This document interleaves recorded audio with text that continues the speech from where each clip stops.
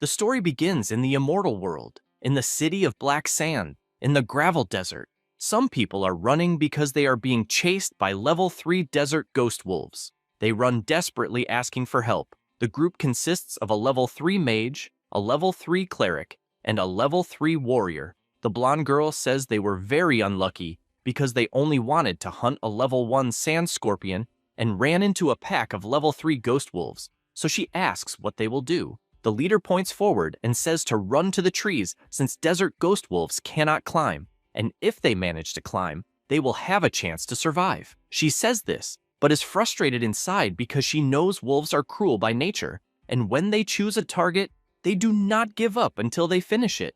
To make things worse, she is worried because they are all injured from a fight they had earlier, and the only 2 black metal equipment pieces are broken. Suddenly, the mage falls to the ground, and they all look back frightened because the whole pack is attacking the girl on the ground. She looks back and freezes with fear because there is nothing she can do. At that moment, the wolf is struck by an attack and falls, finished on the ground by a sword. She watches the lifeless monster's body until someone appears, passes by the body, and stands in front of them. Xiaohei is surprised, wondering if that person saved her. Then she decides to check the person's level and realizes it is level 1 and is surprised, meaning the boy is a novice. The MC removes his hood and faces the monsters, saying that level 3 monsters are not that strong. Immediately, the wolves charge and he draws his sword once again and goes to meet the monsters.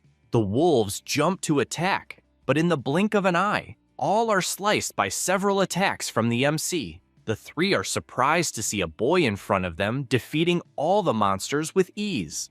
The warrior is impressed to see someone finishing 4 desert ghost wolves using only a beginner's sword. At that moment, Xiaohei points forward and shouts that they are facing an even larger pack. They don't understand how this is possible or where so many wolves came from, and speculate that the monsters smelled the bodies of their fallen companions on the ground. The group leader shouts for the MC to run because that is a horde capable of massacring an entire novice village, and emphasizes she is serious since the monsters will tear him apart. He smiles and asks if she is serious. Then he opens his system, and a notification asks if he would like to summon skeleton warriors. He confirms and throws all his summoning cards forward, which, upon hitting the ground, create a huge magic circle. At the same moment, a hand starts coming out of the ground, and several level 3 skeleton warriors appear in the battle. The wolves waste no time and advance, but the MC confidently says he wants to see who will be torn apart first. His army advances at full power, and a fierce battle begins with Lin Yuan massacring the wolves alongside his army, finishing one by one that appear in front of him. He plants his sword in the last wolf and soon after withdraws it. He managed to finish 16 desert ghost wolves and thus gained 160 experience points. He obtained 16 wolf fangs as well as 16 pelts and 16 claws. Some energy balls start coming out of the monsters and head toward the protagonist. The girls, watching from afar hiding, ask if that was a dream, since they saw a novice finish 12 desert ghost wolves alone. At that moment, Xiaohei approaches him and asks if by any chance he is a mage with summoning ability, since she herself is also a mage but has never seen a skill like that. He replies that he is not a mage, and she is surprised, wanting to know what he is.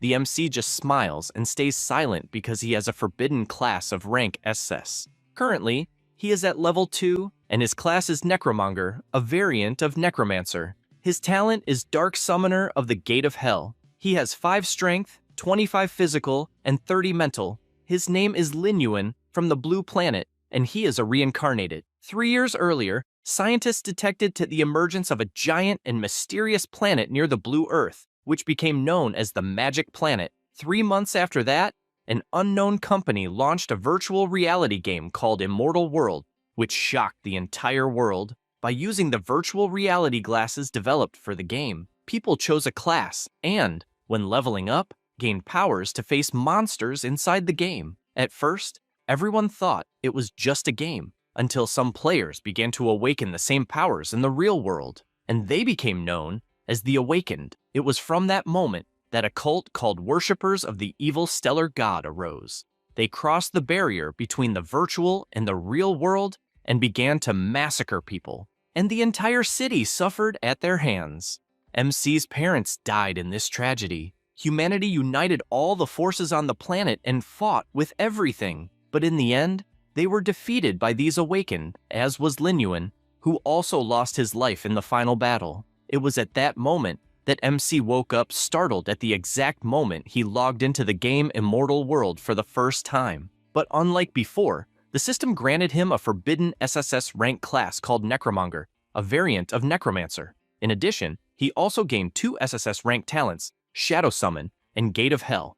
At that moment, he could only think that he would get strong as fast as possible to protect his family and save Blue Earth. Back in reality, he was near a wolf, and with his outstretched hand, began to emanate a dark power. The same happened to all the corpses of the desert ghost wolves. The system asked if he wanted to use Shadow Summon on the wolf bodies. He answered yes, and immediately the monsters awakened, already possessed by his ability. He reflected that his class has a unique characteristic that, besides granting him a warrior's physique, also allows him to use Shadow Summon to turn monster corpses into zombies that fight for him. These zombies keep their levels and abilities from when they were alive. In addition, he gained a new skill called Death Body, which makes them immune to most negative effects. He began to use his other skill, and the ground started to crack with his talent Gate of Hell. This allows him to maintain the monsters resurrected with Shadow Summon, and the amount he can store increases with his level. The enormous Gate of Hell appeared and began to open until it completely created the passage for his new army to enter. He, with his new zombies, imagined that if he got strong enough, he could create an unstoppable army of undead. The leader of the girls' team was in disbelief at what she was seeing, and since she understood that he was reviving corpses as zombies, she asked who the hell he really was. MC just replied that it was almost time, and a warning appeared in the sky saying that the world boss giant death wolf was descending on the gravel desert. He thought it was a perfect moment since it was time to hunt the boss. The sky began to thunder louder and louder while other players were hiding. A rift appeared in the sky and grew increasingly dense. 2 players commented that the giant death wolf would soon appear, and because of that, they began to run. One of them said he remembered seeing on the official game site that the attack range of that boss was 50 meters, so they needed to get as far away as possible. Everyone started running like crazy, but one of them was attacked without being able to react. The 2 were scared and hiding, since before them were the massacred bodies of other players near the giant death wolf, which is level 6, has 2,400 health, 360 attack points, and 48 defense. One of the players started screaming because one of the victims was his brother, and the others asked if he was crazy since a solo player couldn't defeat that boss and therefore couldn't let him die for nothing. They were terrified to see the giant death wolf devouring other players, and one of them asked if it was really possible to defeat something so terrifying. Suddenly, they noticed something, and upon seeing the MC walking, asked what the hell he is doing. Linyuan walks without any concern, his eyes full of confidence. The players notice the sword and ask if he is also a rookie. His friend replies yes, and further emphasizes that the giant death wolf is a level 6 lord boss, and that without support, even all of them together wouldn't handle it. In the immortal world, monsters are classified from weakest to strongest as normal, elite, leader, lord, king, monarch, and god. Among them, a lord-class monster, even if a level 1 boss, is still a great threat to rookies. The MC finally stops and stands face to face with the boss. The players try to get his attention, asking if he is crazy since if he continues like that, he will die. After all, in front of him is a colossal level 6 wolf. Linyuan says that seeing that boss again, he doesn't think it's a big deal. The monster starts drooling blood and immediately uses its skill, Giant Wolf Howl, firing a powerful laser that the MC dodges by jumping back. Once again, the boss advances using its Death Claw, and only then does the MC stop to think that last time that level 6 giant death wolf was enhanced with boss powers, had 3,400 health and a 510 attack. He also knew that for the desert explorers who were only level 3 at best, they would need a raid to have any chance. Back then, he almost died in that raid. In the present, he sees the claw coming toward him and thinks he has lived another life, fought in numerous bloody battles. So he is no longer the same person. The wolf's paw hits the ground, but Lin Yuan had already dodged by jumping to the side. A player is surprised, as he didn't imagine the MC would be so fast. A notification announces the world boss has entered a state of fury. The MC smiles seeing this and slams his hand on the ground. A green aura begins to spread across the area and the gate of hell is summoned. The boss is startled because even though it is large, something colossal larger than it appears. The gate begins to open and the MC gives orders, commanding his army of undead to advance. Immediately, his army of wolves emerges from the portal. The players around wonder what kind of gate this is, deducing that the MC transformed countless level 3 desert wolves into zombies. As he advances, he imagines he leveled up to 3 just by killing monsters along the way, and the underworld gate can now store up to 30 monsters. And even thinking he was late, he imagines he had good results. He reflects that according to the aggression system in the immortal world, summoners are more threatening than their summons. So while both are present, monsters will attack the summoner first unless the summon attacks. The zombie wolves advance, but are attacked by the powerful boss.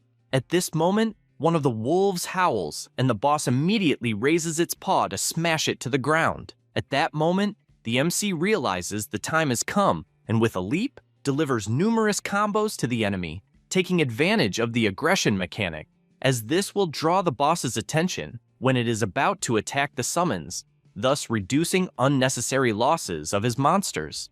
The giant wolf screams furiously and immediately starts chasing him. He keeps running because while the boss is distracted with him, he can order his summons to attack again. He knows it's not much, each zombie wolf causing only 15 damage per hit to a boss with 3,400 health, but he knows little by little he will defeat it.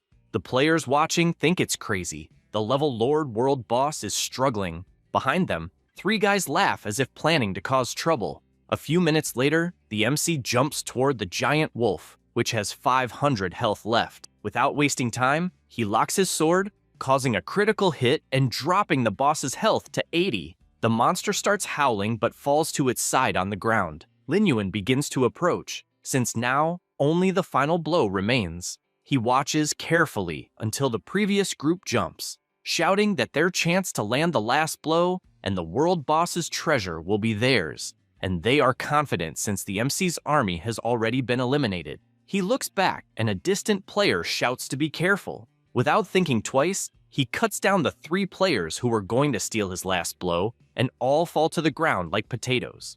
The MC calls them fools for trying to do that. The people far away are shocked by what just happened, since a rookie killed 3 level 3 thieves with a single attack. The boss stands up once more, looking at Lin Yuan, but he doesn't waste time and attacks with full force, delivering another critical hit that leaves no chance for reaction. The system informs that the world boss giant death wolf's life has been reduced to 0, and for successfully killing it, he gained 480 experience and a soul gem. He is thoughtful, wanting to know what rewards he will receive for being the first player to finish a world boss. 2 items appear before him, and he takes the first, the soul gem, which contains soul power. After collecting a certain amount of them, he can go to the Eternal Council to exchange them for legendary equipment. He reflects that after level 60, players must go to the Elven Eternal Council to continue evolving, although he is still far from that. However, soul gems are also the simplest way to obtain legendary equipment. In the immortal world, equipment is ranked from lowest to highest as white, black iron, bronze, silver, gold, black gold, epic, legendary, and mythic. Rookies usually only have the lowest level equipment possible, and even black iron is rare. He also remembers that 2 hours before he used knowledge from his past life to attract 2 elite black sand lizards with skeleton warriors, then had the chance to loot the bronze chest they were guarding, and for that, he obtained the bronze level cloak. It was a black lizard tunic, increasing 30 defense, 10 mind, and 10 agility. The system informs that he was the first player to defeat a world boss, and thus obtain the Hunter title. After equipping this title, attack power increases by 10%, critical hit chance by 10%, and common damage by 10%. He is thoughtful, since in the immortal world, titles can grant players various attributes or special effects, and this one has an excellent bonus. Now he is presented with the second reward for being the first to defeat a world boss. The reward was a silver chest. He is surprised and decides to see what it contains. The items he obtained were a silver moon sword that increases attack power by 100 and agility by 10, the Eye of Death, which is an accessory that increases mind by 10 and has a corrosion ray that causes accelerated corrosion damage to the target enemy by 200%, a recovery potion that immediately restores 20% of life and mana upon use. Next, a skill scroll level 1 that increases skill proficiency by 100 points after use. And finally, a monster essence that can be used to make potions or ingested directly, granting 10 more points in strength, physical, agility, and mind attributes after consumption. He sees all the items in his inventory and thinks it was a quality loot since he obtained several items at once, and it was definitely excellent to be the first to defeat a world boss. His experience is being calculated, and he finds it amazing that he jumped from level 3 to almost level 5, and since each level grants 5 free attribute points, he decided to put 3 points in mind and 2 in strength this time. He is currently at level 4 and has indeed evolved into a necromancer. He has the same talents, but now has 10 points in strength, 10 in physical, 25 in agility, and 35 in mind. He thinks it's great as it is since after leveling up his stats are the highest in the entire Shattered Stone Desert. He notices the information that his underworld gate has 0 monsters out of a total of 40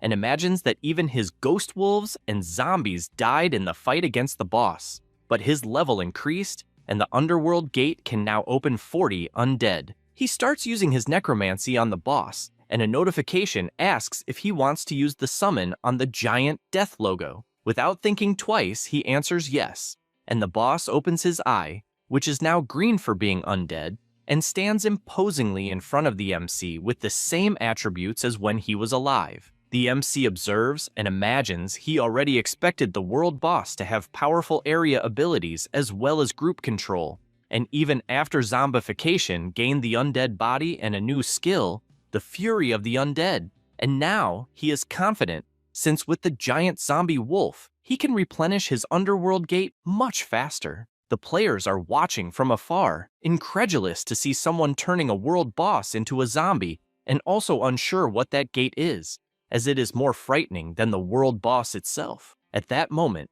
Lin Yuan looks back and immediately all players hide in fear. Only then does he realize people are still nearby. Furthermore, he sees a tier black iron sword dropped and realizes it was for having defeated the thieves, including a great one for low-level players, although he himself already has the Moonlight Blade. So he picks up the sword from the ground and starts heading toward the other players who quickly get scared of being killed right there. After approaching, the MC goes to a guy and asks if he was the one who shouted during the fight warning to be careful. However, the guy keeps trembling and starts stammering, but Lin Yuan just gives him the sword as a gift, leaving him surprised. Then he leaves thanking him for acting that way. Everyone runs to the player unable to believe he got such a strong sword without doing anything, since a tier black iron weapon is worth tens of thousands of yuans. 10 minutes later, the MC continues walking through the desert until he feels a strange sensation. This, because in reality, the battery of his virtual reality headset ran out and he returned. He thinks he really needs to save to buy a decent game capsule. Then he stares at the game monitor for a moment and reflects that Immortal World is a hyper-realistic total immersion game with entry zones divided by countries. Each zone contains different nations in the game that players can choose. And he gives as an example his region Elpad, which has 4 kingdoms: the Western Desert Kingdom, the Southern Return Empire, the Northern Underworld Empire, and the Tide Archipelago. He is facing the system asking to select the game region. The options are the aforementioned regions, and he, having responded, chose the same as last time. So he clicks on the Western Desert Kingdom. He did this because before dying, he discovered a secret. The place was infested with monsters, and he was defeated on the ground, extremely wounded. At that moment, something approached him that made him widen his eyes, since from inside a portal, some kind of divinities were coming toward him. He observes a yellow jewel on one of the beings and believes it is the emblem of a guild from the Western Desert, the first believer of the starry sky evil god. He wonders if that is a human player. He reflects, since as far as he remembers, that being is the key figure who summoned the evil god to Blue Star, and he finds it strange since there are still 3 years until the divine descent. So if he manages to kill him before, maybe he can prevent the tragedy from happening again. The only clue he has is the emblem, since only guilds in the capital of the Western Desert use yellow jewels. And to get to the capital, he needs to reach level 10. So to discover the identity of the rat who caused all this, he needs to level up quickly. He decides to go to his goal and summons a card in his hand, intrigued since he really summoned a skeleton card. In a mortal world, some players can bring their game powers to reality, and these people are called Chosen Ones, also known as Children of Destiny. Each Chosen One has a powerful hidden class and extremely high luck. They are the main force in the fight against the evil gods in the later stages. The MC reflects that in his past life, he did not gain his powers from the game in real life until the catastrophe happened. But in that reality that is happening early, he has already gained quite a lot since he believes the Forbidden Necromancer class is truly special, but does not know exactly the difference between him and the Chosen Ones with hidden classes. He then looks to the side and goes to the clock to see what time it is. Sometime later, 2 people are at the table and the MC arrives with delicious food, asking them to eat. The girl says that Lin Yuan worked very hard, and so she asks them not to go without eating. He observes the two, thinking that people realize the value of something after losing it and only then try to make up for it somehow. In his past life, he only spent his time playing games, and people only knew how to say that he was obsessed with those games, and that he would ruin his own life. It was only after the disaster took everything that he finally regretted how ignorant he was. That terrified him. Returning to the present, he asks if Tantan will not return home for dinner since it is Sunday. The girl replies that she will not, since she is preparing for the mock exam and is even taking meals to school. Then she confesses that she is surprised that Yuan learned to cook and apologizes for devouring all the chicken wings since they are tasty. The man tells her not to worry until he looks to the side and sees the MC handing over another chicken wing, and with a smile, says he will learn to prepare more dishes next time. The two are surprised to see this and become emotional. From that moment on, he started practicing all kinds of exercises, since if he wants to fully control his game power in real life, he needs a body strong enough to handle it. He stops for a moment to breathe, and looking at his watch, realizes he ran 50 meters in 5.5 seconds, and although not bad, still needs to improve. Then he decides to return to his training. After a while, he enters the Drunken Stones desert in the game. A shadow begins to pass by him, and looking to the side, he notices several giant birds in their direction. This is the level 2 Howling Bird. It has 40 health, 20 attack power, and 2 defense. Because they are so weak, the MC easily takes care of all of them. He regrets having dropped only 15 experience, but keeps watching since those monsters have another use. Sometime later, his new zombie birds begin to fly over the place until a huge pack of wolves appears. The MC, coming from afar, realizes it is no coincidence that the birds are favorite targets of the shadow wolves of the desert, since just a few hits were enough to attract an entire pack. He opens his potion and starts to drink monster essence, and since it is made like that, his attribute points increase by 10. He advances since he needs to take advantage of this chance, because the wolves are also coming toward him, but since he is much stronger, he begins slicing them like cheese, instantly defeating 4 wolves. The monsters keep attacking, but he continues killing one by one, already having defeated 10 monsters without being touched.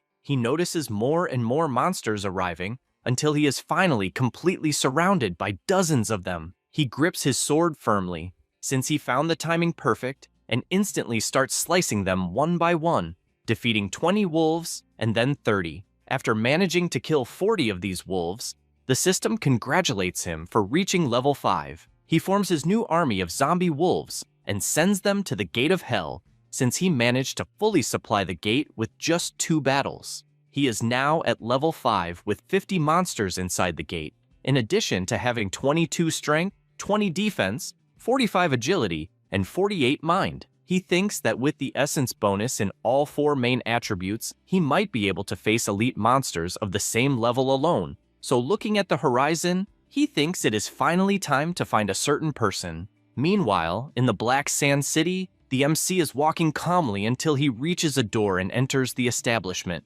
A man who is in the house asks who it is. This is Quincy, magic instructor from the city Black Sand. Lin Yuan says he is here to learn new skills. In the immortal world, most skills are obtained by defeating monsters or opening treasure chests. But besides that, each class has an initial instructor who teaches basic skills. The MC says that this guy was his mentor in his past life. Quincy says he is happy since apparently he will earn money for drinks in the coming weeks. Lin Yuan reflects that he was a mage in his past life, and since he is currently a necromancer, which is even a forbidden class, he doesn't understand well how it works, but believes that by the battle style, it is still a magic class. He hands over his money, saying he wants to learn Soul Flame, Healing, and Invisibility. He knows that before unlocking the necromancer's exclusive skills, he must learn the basic mage spells. Quincy accepts the money, since that is what he likes most, and after checking everything is right, he starts using his magic, asking his new apprentice to give his best, also wishing that the glory of mages shines through him. Immediately, the skills are transferred to the MC. The system congratulates him for obtaining the mage profession skill 3 times. He also obtained Soulfire, which causes mage damage multiplied by 100%, costs 10 mana, and has a cooldown of 10 seconds. The second skill was Healing, which casts healing on a target recovering 10% of health. It costs 10 mana and has 3 minutes of cooldown. Finally, Invisibility, which makes him enter stealth mode for 5 seconds, costs 10 mana and has 3 minutes of cooldown. He watches the new skills he has, since the flame will be his ranged attack, and the healing will keep him alive as well as his allies, and basically invisibility will be for emergencies. However, he knows these are just basic skills, and if he wants to get stronger, he will have to go after resources. Because of this, he decides it is time to farm. After that, to the east of Black Sand City in the Black Sand Mountains, he arrives at the Kobold Mine. The MC already knows kobolds are level 5 monsters living in nearby caves and have the ability to detect enemies in the dark. This type of monster is treacherous and lives in large groups, usually more than 100 per tribe. He concludes they are the ideal target to train his undead army. To start his attack,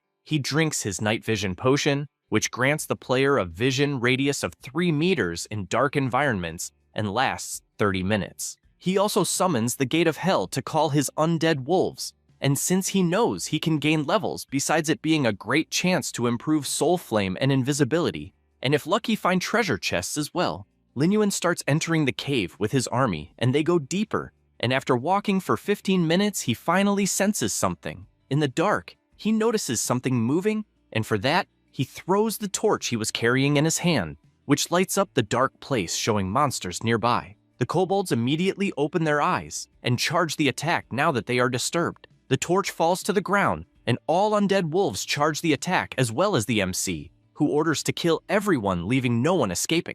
The monsters advance fiercely, but at the start, 2 are taken down. The battle continues, and more kobolds are defeated. The MC realizes the monsters are not very strong, and only tells his army to be careful with their shovels. At that moment, several monsters surround him, and he takes the chance to use his invisibility, making his enemy miss the hit without even knowing how. Then he appears behind them, and with a single blow kills all monsters around him, finishing by killing 20 kobolds. After finishing his kills, he notices that his invisibility proficiency increased, but even happy with that, he does not like one thing since those monsters are very weak, so farming on them is slow. Now his army also consists of a level 5 kobold zombie miners. He ordered everyone to advance, since they are the new substitutes for the zombie wolves, and commands them to find the boss of that dungeon quickly. They start walking until they reach a place with several paths. He watches for a moment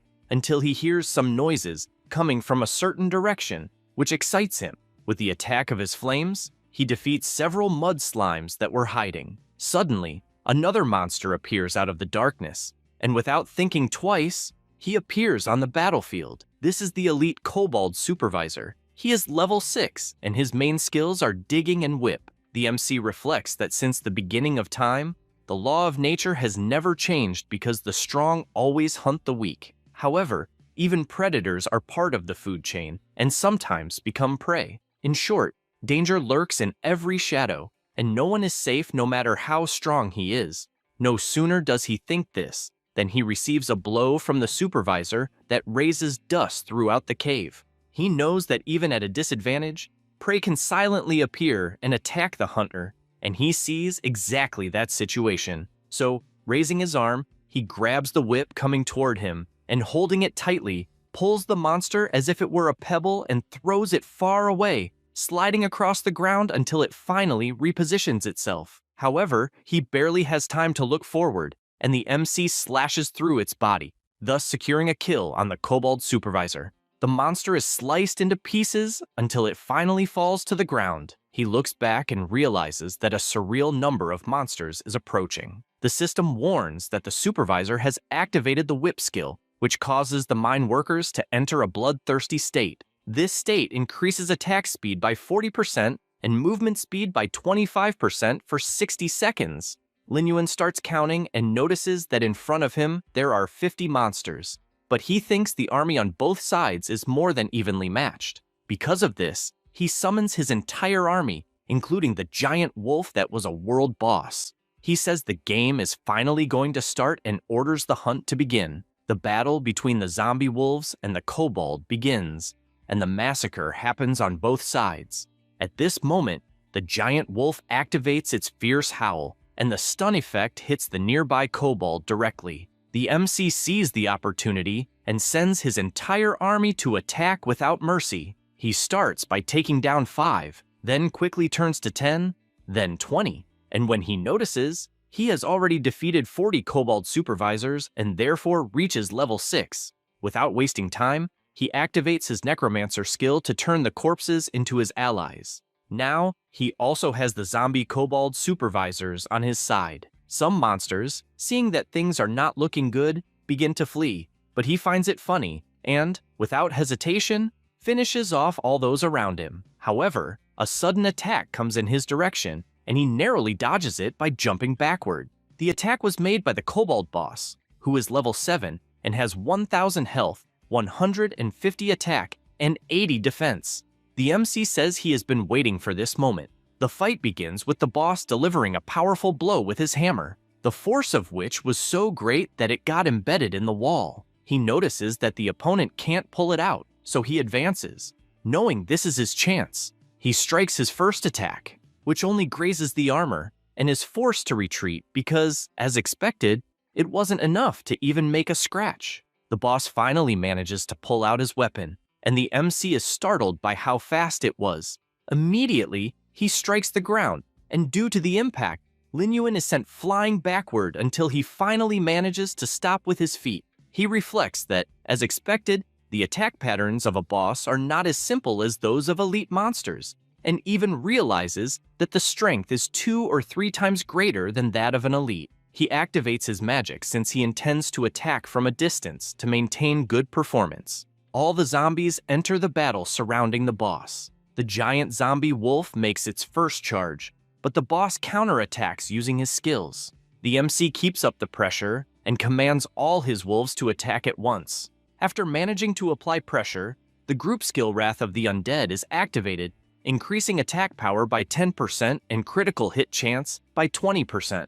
With that, their attacks become more powerful to the point that the kobold boss feels it and even screams in pain from the continuous damage he's receiving. After taking some damage, the MC activates his fire spirit magic and launches several of them at once, completely blowing up the area where the boss was, since he remembered that the boss's magic resistance is very low. The monster, though injured, charges forward without thinking twice, but he activates his invisibility skill and appears behind the monster, stating that he will no longer hold back. Then he aims right at the neck, since it's unarmored flesh, and drives his sword in with all his strength, trying to push it deeper and deeper. The boss, even while strongly feeling the attack, manages to counterattack, forcing the MC to retreat. However, he doesn't waste time, and, after snapping his fingers, he holds firmly onto the giant wolf and begins moving on its back while all the others attack at the same time. As the battle progresses, he realizes that the armor is breaking, and channeling more fire spirits, he fires everything at once, believing it will be enough to kill it. The boss starts roaring after receiving an attack of that magnitude. That roar was also a command to summon all the other kobolds from the cave, and the MC finds this interesting since it's more experience for him. The massacre begins, with the number of kobolds killed rising quickly. Meanwhile, the boss is trying to use the distraction to escape, but it's useless since Lin Yuan appears in front of him asking if he really thinks he'll get away. He grips his sword tightly and, with a single movement, strikes the kobold's head clean off, which goes flying from the body. After this kill, the system congratulates him for defeating the kobold boss and awards him 50 experience points for it. He decides to check the system and notices that he has leveled up to level 7. He thinks it's amazing since his Hellgate can now hold 70 undead, and he currently has 27 strength, 23 stamina, 45 agility, and 50 spiritual power. He is aware that he is getting closer to reaching level 10 and finally being able to go to the main city of the Western Desert. He decides to check his stealth technique and the spirit flame, as their mastery has been completed and both have leveled up to level 2. Now, the stealth technique lasts for 10 seconds, and the spirit flame deals magic damage to the target equal to 200% of the damage. While reviewing this information, something catches his attention as a treasure chest dropped from the boss. He decides to check what it is and opens the chest. He obtained a kobold leather pouch, an inextinguishable torch, a skull mask, the shadow gloves, and, in addition, opened the kobold leather pouch which had 20 gold coins. He grabs all the gold in his hand, knowing that soon, major banks around the world will open currency exchange channels between the real world and the game world, and those 20 gold coins are worth 200,000 yuan in real currency, and he knows that's already a lot. Furthermore, the inextinguishable torch grants the player night vision with a range of up to 3 meters in dark environments with no time limit. The skull mask, once equipped, reduces physical damage by 5%,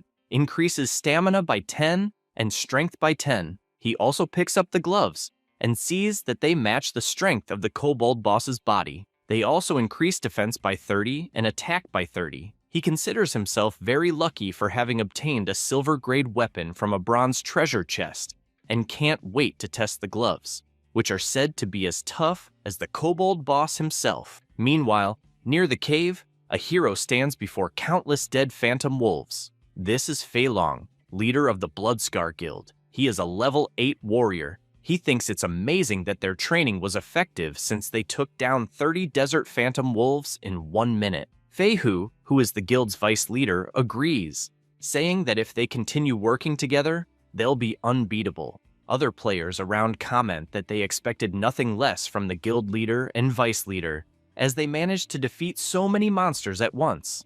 The blonde guy says he's furious since they lost the first world boss kill to Lin Yuan, and emphasizes that no other guild would dare act arrogantly in front of them. He remembers when the world system announced that the player, Lin Yuan, had defeated the giant wolf. Fei Hu says he doesn't know if it was luck or what it was, but he's eager to teach the MC a lesson. The leader makes it clear that they can't act rashly as it would end badly, and says he believes Lin Yuan's strength is considerable and therefore thinks it's smarter to make that person an ally instead of an enemy. Then, he starts walking again, saying that as far as he knows, there's a kobold dungeon nearby and will confirm the location while everyone rests to recover energy. Fei Hu remains silent since he's frustrated with everything that happened, and so he yells for Lin Yuan to wait for him, warning that one day he will rip out all his teeth and his head, showing that he is relentless.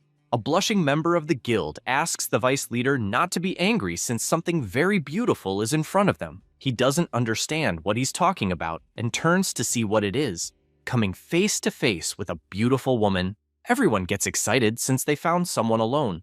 The MC finally leaves the cave, and after analyzing the information about his new kobold, he realizes that with the addition of a powerful boss-level zombie, the number of zombie beasts at the gate of the underworld was restored to 70, and it will be interesting to maintain this pace. Suddenly, a noise catches his attention, and he sees the gorgeous woman asking the bandits not to approach her, since otherwise, she won't be polite. Feihu and his guild get closer and closer. They can only imagine it's their lucky day since they didn't expect to find such a pretty girl. Feihu asks her not to be nervous since it's just to play with them because it's more interesting to enjoy than to suffer. His colleague agrees, reinforcing that if she serves the vice leader of the guild well, she will receive many rewards. She keeps asking them not to come any closer, and because of that, the blonde guy kicks her in the head. Then he grabs her hair and tells her to stop being naive since there's nothing she can do, and even provokes her to try to attack. He makes a creepy face and gets more and more excited as she resists, and because of that, he starts tearing her clothes. At that very moment, he takes a punch to the face that throws him to the other side of the desert due to how powerful it was. Everyone in the guild is in shock since that was the vice leader, and the impact against the wall was so strong that a dense dust cloud rose with the impact while his body is shattered against the huge rock.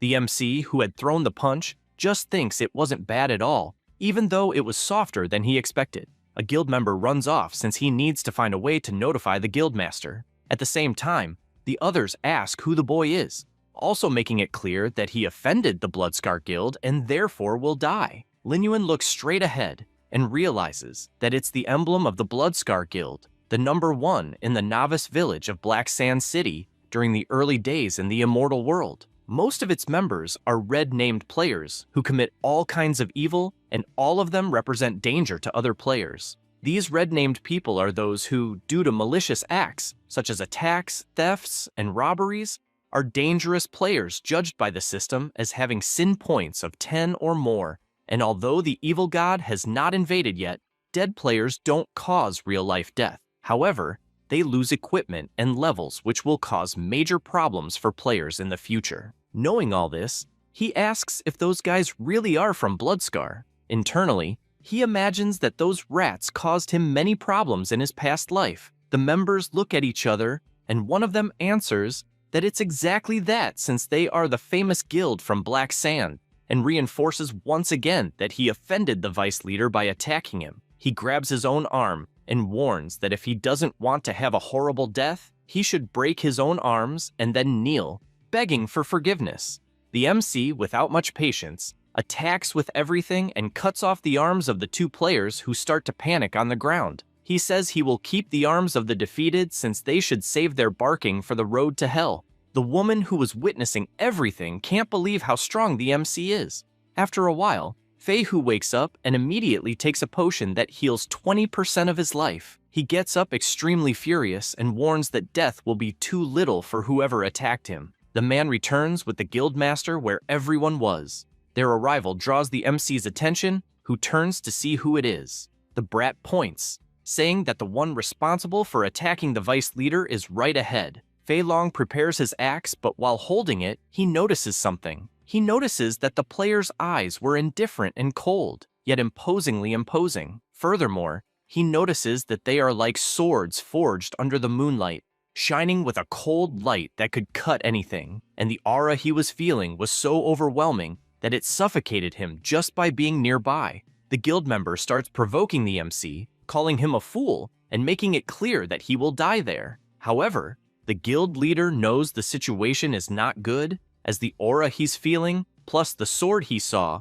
makes him believe it was dropped from a boss-level monster, and because of that, he firmly believes the player in front of him is Lin Yuan. He gets internally irritated, as out of all the people they could have provoked, they went and did it with the strongest one possible. The MC asks if the one there is the guild leader. He just holds his axe since there's nothing else he can do and believes the battle is inevitable. At that moment, someone jumps toward the MC and the girl screams desperately, warning that someone is behind him. Feihu yells for him to die already. The leader also takes the opportunity, since they're attacking as a group, and warns that making Bloodscar Guild an enemy is the worst decision someone could make in life. With that, Both attack at the same time until Fei Long stops in shock as a giant monster appears behind the MC, and with a macabre smile, it swings its hammer and hits the vice leader square in the stomach, sending him flying like a rocket. At the same time, Lin Yuan goes toward the leader and says it's his turn to get beaten.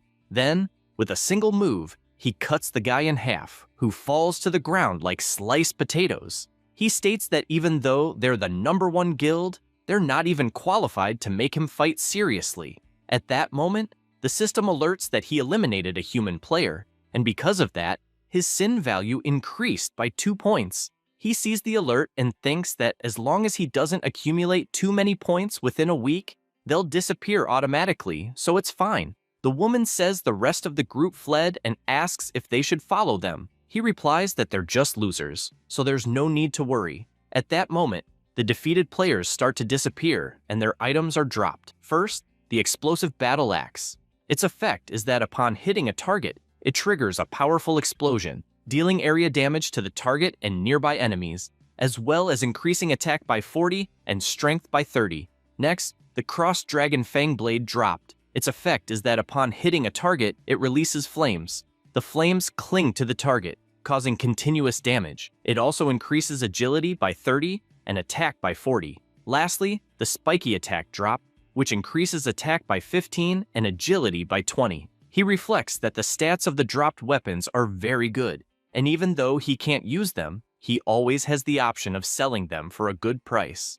At that moment, the woman approaches, blushing, and thanks him for saving her and asks for his name. He pauses to think about it and replies that one day she will see his name at the top of the global ranking. She is surprised since he's referring to the top 10 players in the world, and because of that, she runs after him, saying she doesn't care about rankings and all she wants is for him to carry her. After that, the MC continues walking through the desert until a monster appears behind him and several level 6 Thunder Lament Scorpions jump toward him. He positions himself and begins slicing each one that tries to get close, but with his colossal power, he takes care of them all very easily. He defeated a total of 60 Thunder Scorpions, and because of that, his level increased to 8. He realizes that reaching this level was quite easy, and although it was hard to collect the paralyzing herb, he believes the reward was at least unexpected. 2 days before, he had met someone. The monocle indicates that he was waiting for him. Because of that, a quest from the alchemist Emor was detected. The name of the quest is Imor's Will, and it is necessary to go to the Lamenting Desert to collect 10 paralysis herbs and deliver them to Emor. The time limit is 1 day, and this plant has thunder properties that grow in the desert. Lin Yuan stops to think that after a while a special dungeon will open in the main city, and the dungeon in question is full of monsters with the thunder attribute, and to clear it, extremely high thunder resistance will be necessary. Because of this, the powerful potion that grants electric resistance will be in high demand and could be worth tens of thousands of gold coins. And he also remembers that someone in his past life made a huge profit from it. Also, after completing the mission to collect the paralyzing grass, it will be possible to obtain a recipe for the electric resistance potion. He looks at Emor since he is aware that it is his first day in the Black Sand, and, after completing that mission, the NPC will enter permanent seclusion. In other words, that is the only way for a player to obtain the recipe and the only possible chance. And because of this, he accepts the mission. Back in the present, the MC continues defeating all the monsters that appear. He knows that the Thunder Wailing Scorpion is a level 6 Thunder Beast guarding the paralyzing grass. And at his current level, that guy does not pose any threat. He goes to the grass and decides to make the most of the opportunity to maximize his proficiency in the gathering skill he recently learned. Gathering is at level 2, and because of this increases gathering speed with a 5% chance to collect rare quality herbs. It consumes 1 spirit point and has a 3-second cooldown. After some time gathering, he feels a strange tremor growing stronger. Suddenly, something emerges from the sand and almost hits the MC, who stepped back at the last second. He is startled looking ahead as multiple danger alerts are triggered in his system. He is facing the Crystal Demonic Thunder Scorpion, which is level 10, has 2,800 GP, 400 attack, and 55 defense. He smiles, finding it interesting for something like that to appear out of nowhere, and charges himself knowing it will be quite difficult due to the level difference. His first attack hits the monster's powerful armor directly, but is not enough to cause significant damage. He stands atop the monster until the scorpion begins activating its lightning ability, and the MC starts feeling intense pain since he cannot withdraw his embedded sword. However, he realizes he is about to be stung by the scorpion and jumps at the last second, retreating as far as possible to avoid another hit. He notices that the strength of that scorpion is greater than expected and prepares himself as it comes at him full force. Because of this, he activates his Hellgate skill, and all his zombie monsters appear to join the battle. His Kobold Chief lands the first hit, and the MC is displeased for not having triggered the double critical hit. At that moment, the Chief activates his skill that completely destroys the ground where the monsters were, throwing them all into the air. The MC takes advantage and launches his fireballs, hitting multiple spots simultaneously. He keeps using his combo since his skill level has increased, making it stronger than before. Then he orders his monsters to throw some ropes around the Chief's paw and the rest of the body to try to restrain him. The Kobold Chief then leaps and lands a double critical hit with his hammer, causing colossal damage that even makes the Chief scream in pain. At that moment, Lin Yuan jumps and causes the Chief to lose sight of him. He gathers energy in his gauntlet, and the system notifies that the player holds the title Slayer Hunter, increasing attack power by 10%, double damage chance by 10%, and magic damage by the same amount. He announces he will break the entire body of that scorpion, and without hesitation strikes the Chief's back directly, causing devastating destruction around, and the monster screaming more and more in pain. Due to this attack, the system notifies that the Crystal Assassin Thunder Scorpion has been successfully eliminated. Instantly, he transforms the creature into one of his zombies, maintaining the same stats as before. At this moment, several other scorpions begin to approach, and this catches the MC's attention, who looks ahead and sees a giant horde approaching. He thinks this situation is excellent and activates his boss's skill since he wanted more experience.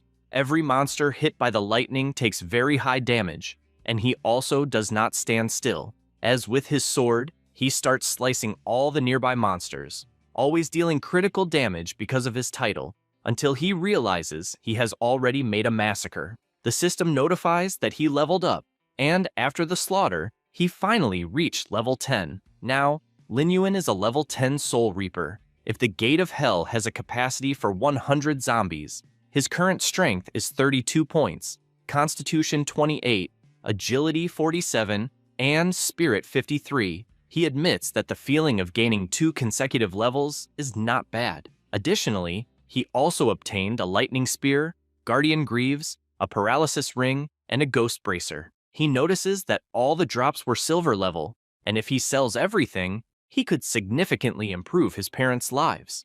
A notification warns that the demonic beasts in that area were eliminated, so he obtained a gold skill book specific to his personal skills.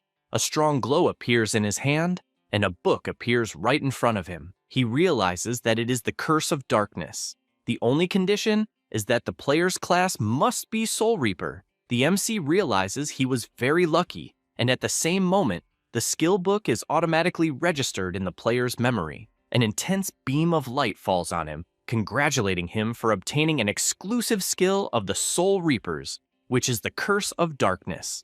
This skill deals damage equivalent to 20% of the target's health, or restores 20% of health to the undead. It costs 100 mana and has a cooldown time of 10 seconds. He activates the skill in his hand, since he does not know exactly how it works, and looking to the side, he sees his giant scorpion is at 60% health. Then, to test, he casts the Curse of Darkness skill directly on his monster, which immediately has its health increased to 80%. The MC reflects that the warm-up is over, as it is time to go to the main city to meet his first believer. However, he feels something strange and already imagines what will happen. It was his stepmother calling him in real life, warning that his father threw some things away and has a lock back. He goes there to help, and also asks him not to strain himself too much. The woman warns that he is already at an age where he cannot be doing those crazy things, as he could very well have called a professional to check the air conditioner. He says he was just trying to save some money since it was similar with the washing machine because he fixed it with some simple adjustments. Then he asks Lin Yuan not to worry, as he will be fine after one night, but just asks him to remember to pick up little Xiao Tan from school the next day. The MC closes the door while thoughtful about this, and the next day, his parents are sleeping until they wake up to a noise. They go to the living room to understand the reason for the loud noise so early and notice some workers completely renovating their room. Immediately, a worker asks for permission, explaining that those new items were bought by Lin Yuan and that they installed them as quickly as possible. So he asks them to confirm the delivery. The two are just shocked as they are processing what is happening there. At the same time, the MC is training at full speed while admired by the girls since his shape is at its peak. He also continues running on the treadmill until a woman approaches and asks for permission, wanting to know if he is there to sign up for the VIP package, and warns that they will need to charge the upfront fee for 1 year. He replies that it is no problem and hands over his card. Inside, he imagines that he sold some equipment he no longer used, renovated his house, and also earned a gym membership for a family. And he thinks about his parents and Xiao Tan, since they also need to start training early so they can adapt as quickly as possible when they enter the immortal world. The woman blushes, admiring the MC, since she saw him exercising for a long time, and he doesn't even seem out of breath. Only then does she notice something and realize that the card is the Supreme VIP, which is issued only to clients with more than 5 million in their bank account. Meanwhile, Lin Yuan is on a call confirming the cash prize he won in a tournament, besides asking them to rest since he himself will go look for Xiao Tan. The woman admires him more and more, since besides being a client, she also found him an incredible young man. Meanwhile, at Xiushui Secondary School, several students are leaving, and a girl is standing waiting. This is Linton, the MC's sister. At that moment, two girls appear gossiping. One of them says it is the older brother's birthday and that they bought a huge cake. The other is surprised and says it must be amazing to have an older brother and that she also wanted to have one. Linlen becomes thoughtful upon hearing this, as she doesn't know if having an older brother is really something to envy, since her only memory is of her brother playing games 24 hours a day, and for that reason, she thinks she doesn't want an older brother. At that moment, a person approaches her, and she realizes it is a group of men. One of them invites her to go out with them, and stresses that he never received a no. She asks what they think they are doing. The girls approach and ask who the boys are. One of them touches Linton and says she has soft skin and wants to see if he can draw some water from her. However, she slaps him, asking him not to touch her. Then she starts to leave, making it clear that if he bothers her again, she will call the police. He becomes furious and slaps her on the back, throwing her to the ground. The other girls are frightened to see the class representative in that state. Then he advances once more, shouting that he is doing her a favor by touching her, and so she should not act like she is powerful. All she does is try to defend herself until someone appears and grabs the guy's arm. Linton opens her eyes and sees that it is Lin Yuan who has arrived. The MC asks who the guy thinks he is to intimidate his sister like that. She is surprised to see her brother in front of her. The guy, irritated, prepares to attack, as do all his gang members who keep shouting they will knock all his teeth out. However, the MC has little patience and starts beating all of them, and whenever he hits one, he goes to the next and beats him as well, to the point of stepping on the face of one that practically buries him in the ground. After beating them all, he calls his sister so they can leave. As they walk, she asks why he is there that day. She says this thinking her brother should be playing all day, and so she doesn't understand why he came to pick her up from school. He replies that their father hurt his back, and so their mother had to stay at home. She is startled by this information and asks if it was serious. He asks her not to worry since it was nothing serious. Then they walk in silence again, and she tries to remember the last time they talked about anything, and so she finds the silence awkward, besides observing how tall and strong her brother is. At that moment, Linton's classmates call the class representative and say they found the MC incredibly kind for picking her up from school. Another says she didn't know she had such a handsome brother and asks why she never mentioned it. Linlin thinks about him being handsome and looking at the MC. She doesn't really understand what they are saying, even though they think he is more handsome than any guy in that school. The MC approaches, greeting his sister's friends, and they are all amazed except Linton, who tries to remember if he was always that tall since she never noticed, and also doesn't know when he started working out, since from what she sees he is quite strong. She only remembers him on the cell phone or video game and, puzzled by this, tries to understand why he changed so much in such a short time. After that, all the girls say goodbye to Linton, and she looks to the side and sees her brother crouched down asking her to climb on him. She feels embarrassed and says she doesn't need to since she can walk alone. Inside, she doesn't understand what she's doing since she wouldn't let him carry her in front of all those people. However, the MC pulls her and puts her on his back. Then, he says that all their classmates have already left, and since she can't walk, she shouldn't exert herself, and asks if she didn't sprain her ankle when she was pushed earlier. She is surprised since she doesn't know how he noticed. After a while, they return to their house, and their parents find it strange to see him carrying his little sister, but anyway, they just say they're glad he came back. After that, the MC goes to wash the dishes, and his mother tells Linton to watch closely how Linyuan is behaving since he seems like a completely different person. Linmu agrees, since he's cooking and washing the dishes, even buying new plates and appliances for the house. The little girl just stays silent until her mother approaches and says that the relationship between the two seems to have improved, just like when they were children. She feels embarrassed hearing that, and while drinking her tea, she just wonders if he really changed. Linyuan announces that the dishes are washed and says he will go back to his room. He barely says that and closes the door. Linton soon feels disappointed since she knew she couldn't expect much because her brother is still the same addicted otaku as before. However, he appears in front of her with medicine and asks her to apply it after her bath since it's very good for healing. Then, he returns to his room and says he's going to play and not to enter unless it's important. She holds the medicine bottle and says she already knows she can't go in there but smiles at that attitude. Her mother reinforces once again that their relationship improved and asks what happened at school.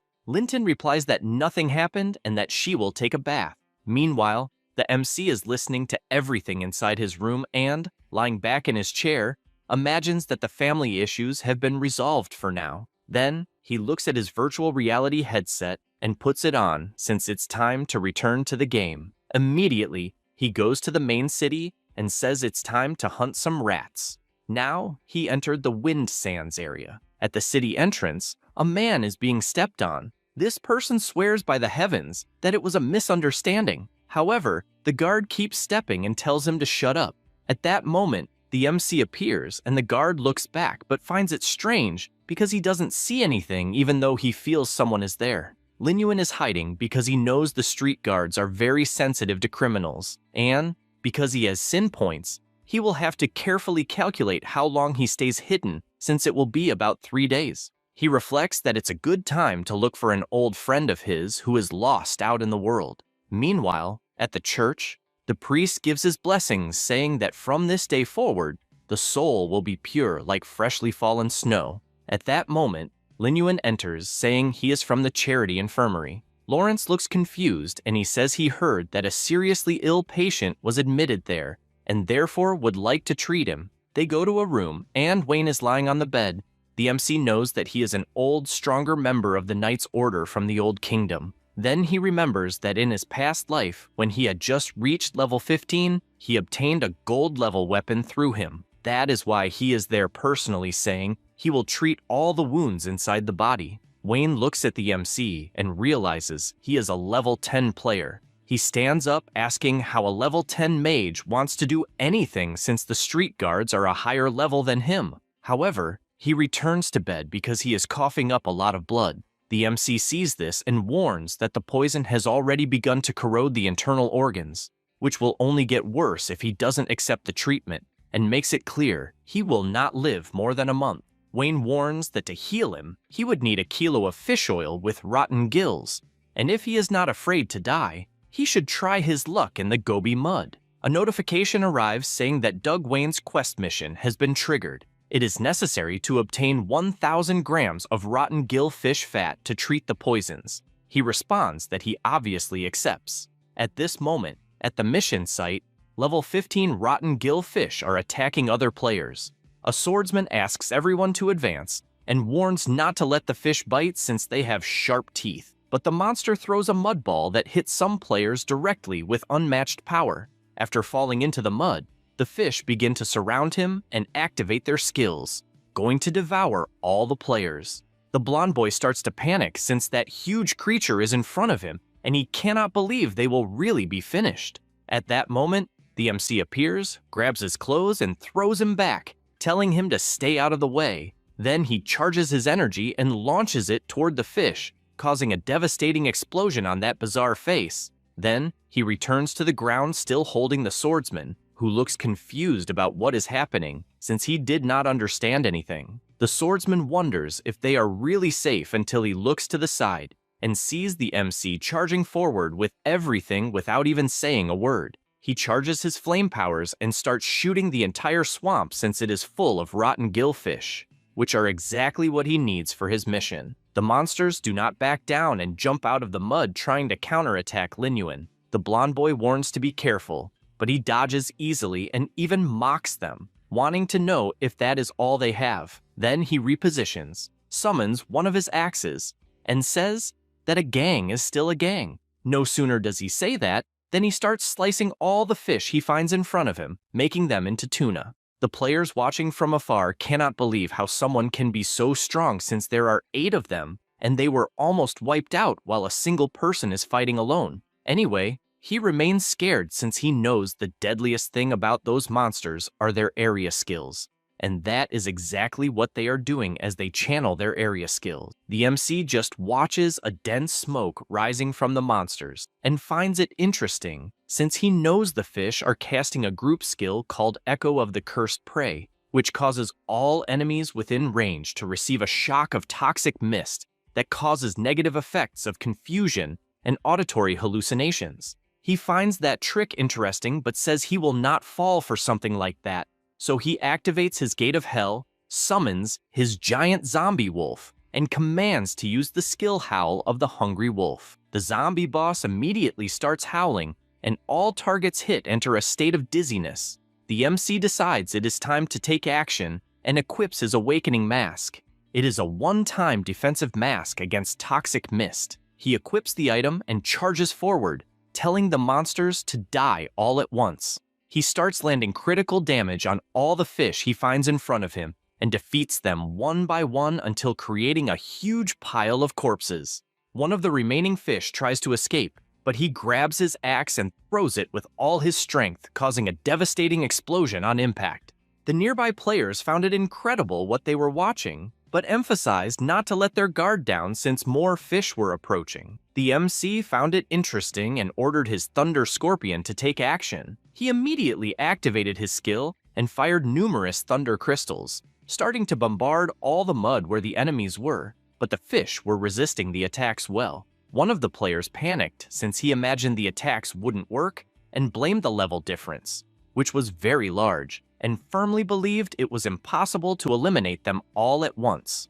At that moment, Lin Yuan jumped and approached the group, questioning who said the goal of those attacks was to kill the monsters. He then put on his hood, and everyone asked to wait a moment since they noticed the scorpion's attack direction seemed to target the female fish's belly, and they started to find it strange as the males began acting oddly and soon got scared as they started devouring each other. The MC knew that whenever female rotten horses die or lay eggs, they release a large amount of muscatone, and this causes the male fish to enter rage mode and start attacking anything within reach. He warned he would take advantage of this trait to let the monsters kill each other. Suddenly, a fish that was nearby charged toward the MC, and this time it was a giant fish. Everyone panicked since they didn't imagine there could be a female fish the size of a male. Lin Yuan found it the perfect moment and ordered his ghost wolves to advance. They all started biting the monster, and it quickly began losing strength even without losing its life. The MC was surprised since even after sending all his wolves,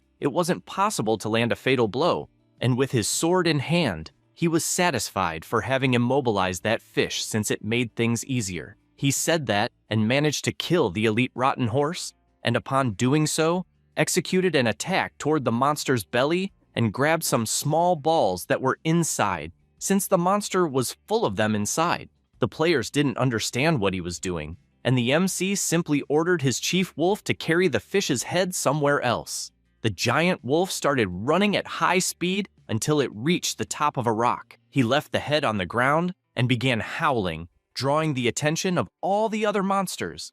A black mist started blowing through the area and attracted all the fish in that direction. The players commented that as far as they knew, the eggs had a special attraction for the male fish, and believed the MC had deliberately created a continuous source of pheromones to release against all those monsters. Lin Yuan gathered energy once again, since it still wasn't enough, and summoned his Hellgate as he would need reinforcements. His zombies now entered the action and began attacking the already weakened fish. The players questioned if that was the blue venom sac inside the male fish. The MC replied that it was exactly that, since the blue venom sac that grows inside the fish is something like capsaicin, a poisonous gas, and the fishy smell it emits forced the others to sense the danger. The fish began to retreat since all the mud around them was soaked with the blue liquid. The swordsman celebrated since the other monsters fled thanks to that strategy. Lin Yuan jumped, as now all that remained was to collect the spoils. The archer confessed he still couldn't believe it, since he saw a single player completely clear that place. The blonde boy couldn't contain his excitement, since all he wanted was to cling to his new master. The MC began slicing all the remaining fish since it was time to finish the job and then return to the group. With everything he did, he earned 12,000 experience points and leveled up to level 11. He imagines that thanks to the countless experiences from his past life in that dungeon, he managed to move at great speed, in addition to admitting that the mask played a very important role in that battle and thinks it's a pity it costs 5 gold coins and can only be used once, since that's a huge loss. Next, the new drop appears in his hand. It was the jar with 1,000 grams of rotten gillfish oil. It's the ingredient for high-level healing potions, and also the item for his quest. He realizes he received something else, and a red ball appears in his hand. This is the nose of the wave player. It's an armor-type item, and is a spherical and elastic nose cover made from tanned rotten gillfish skin. Its effect is that it emits rotten gillfish pheromones, causing a fear effect in small to medium aquatic creatures. He observes it for a moment, and thinks that in his other life, he used to wonder why that reward was so high, or if it was the sixth sense of humor of the game designer, since it looks more like a clown nose. Immediately, the swordsman approaches and whispers in his ear, since he thought the item was cool, and with his eyes shining, he confesses that he can't hold back. Lin Yuan asks if he really liked that clown nose. He replies that he absolutely loved it and asks to buy it regardless of the price.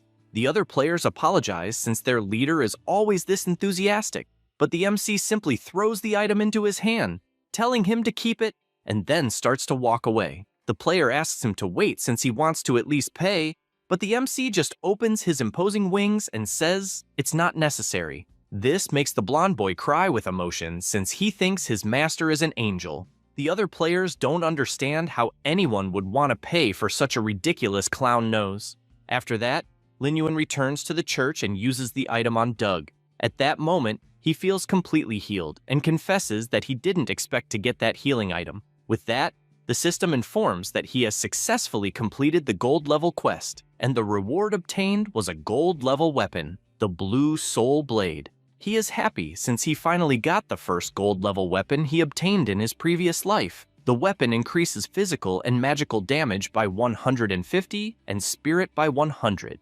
It also has the Blue Soul Seal, which deals damage equal to 150% of the spirit to the target and has no cooldown, with only a mana cost of 10. The MC thinks those basic stats are decent, but finds the skill extremely efficient, especially the hidden effect, since each hit accumulates Blue Soul Chi in the enemy, and after 3 hits causes an additional 250% damage. He remembers that at the time it was the Blue Soul Blade that helped him cross the Western Desert until he became the #1 mage. He doesn't tire of admiring his new sword, until a notification informs that he also received a reputation reward, increasing his reputation by 1,000 points in the main city, and reputation with the Manticore Knights increased by 500. He reflects that even though he reached a neutral standing like in his past life, that earned reputation is enough for activities within the main city. At this moment, he finds it strange because another notification is arriving.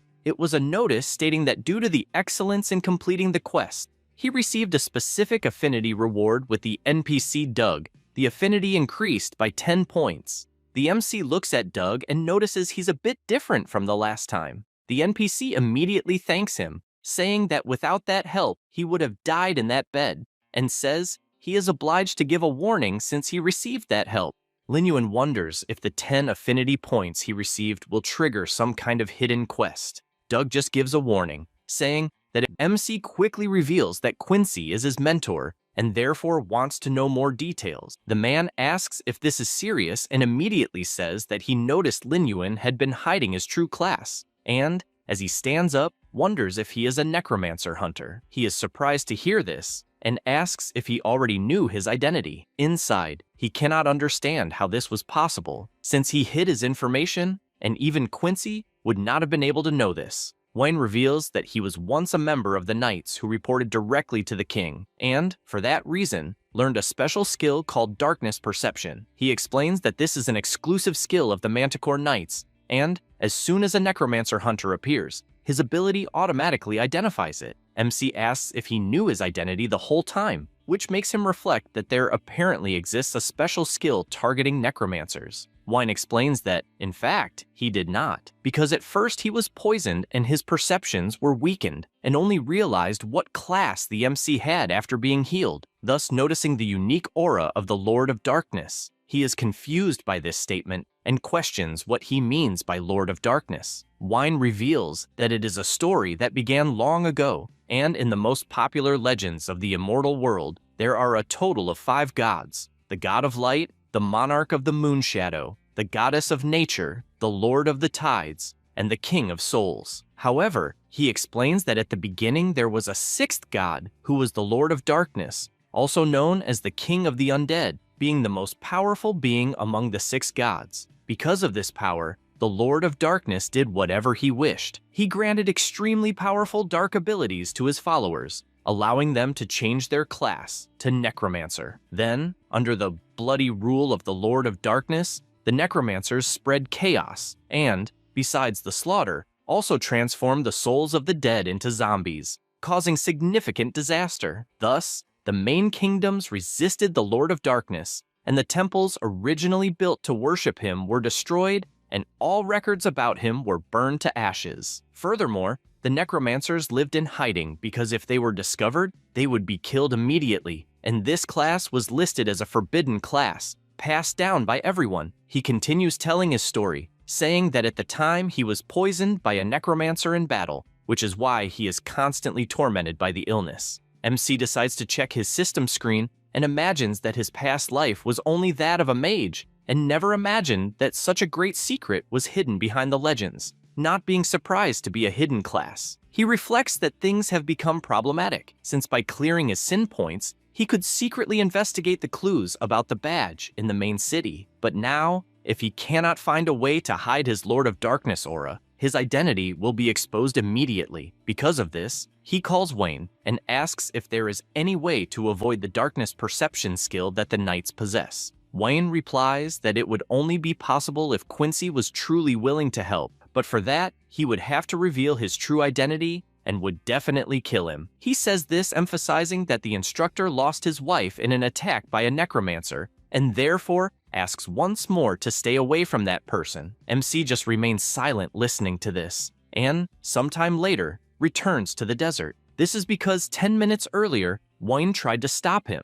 saying he was crazy to go after Quincy, since he is a person who wants to shred all necromancers. Lin Yuan turns and says he has no choice. He says this and imagines that if he maintains the dark aura he has, it will be a problem wherever he goes, and therefore needs to resolve it as quickly as possible. Suddenly, several attacks come toward him, and upon noticing this, he begins to dodge at high speed until repositioning himself. He observes several people approaching. It was Fei Long's guild, as well as Fei Hu, who had blood in his eyes, saying that the MC had defeated him last time but guaranteed it would be different since he was accompanied by more than 30 people. Then, with his sinister face, he said he wanted to hear the screams of despair loud and clear when the massacre began. A robotic mosquito hovered over the area, and with its camera-like eyes, it transmitted everything to all the people present. The vice leader couldn't stop laughing, also saying he would show the massacre on a big screen. The spectators appeared little by little. People were surprised,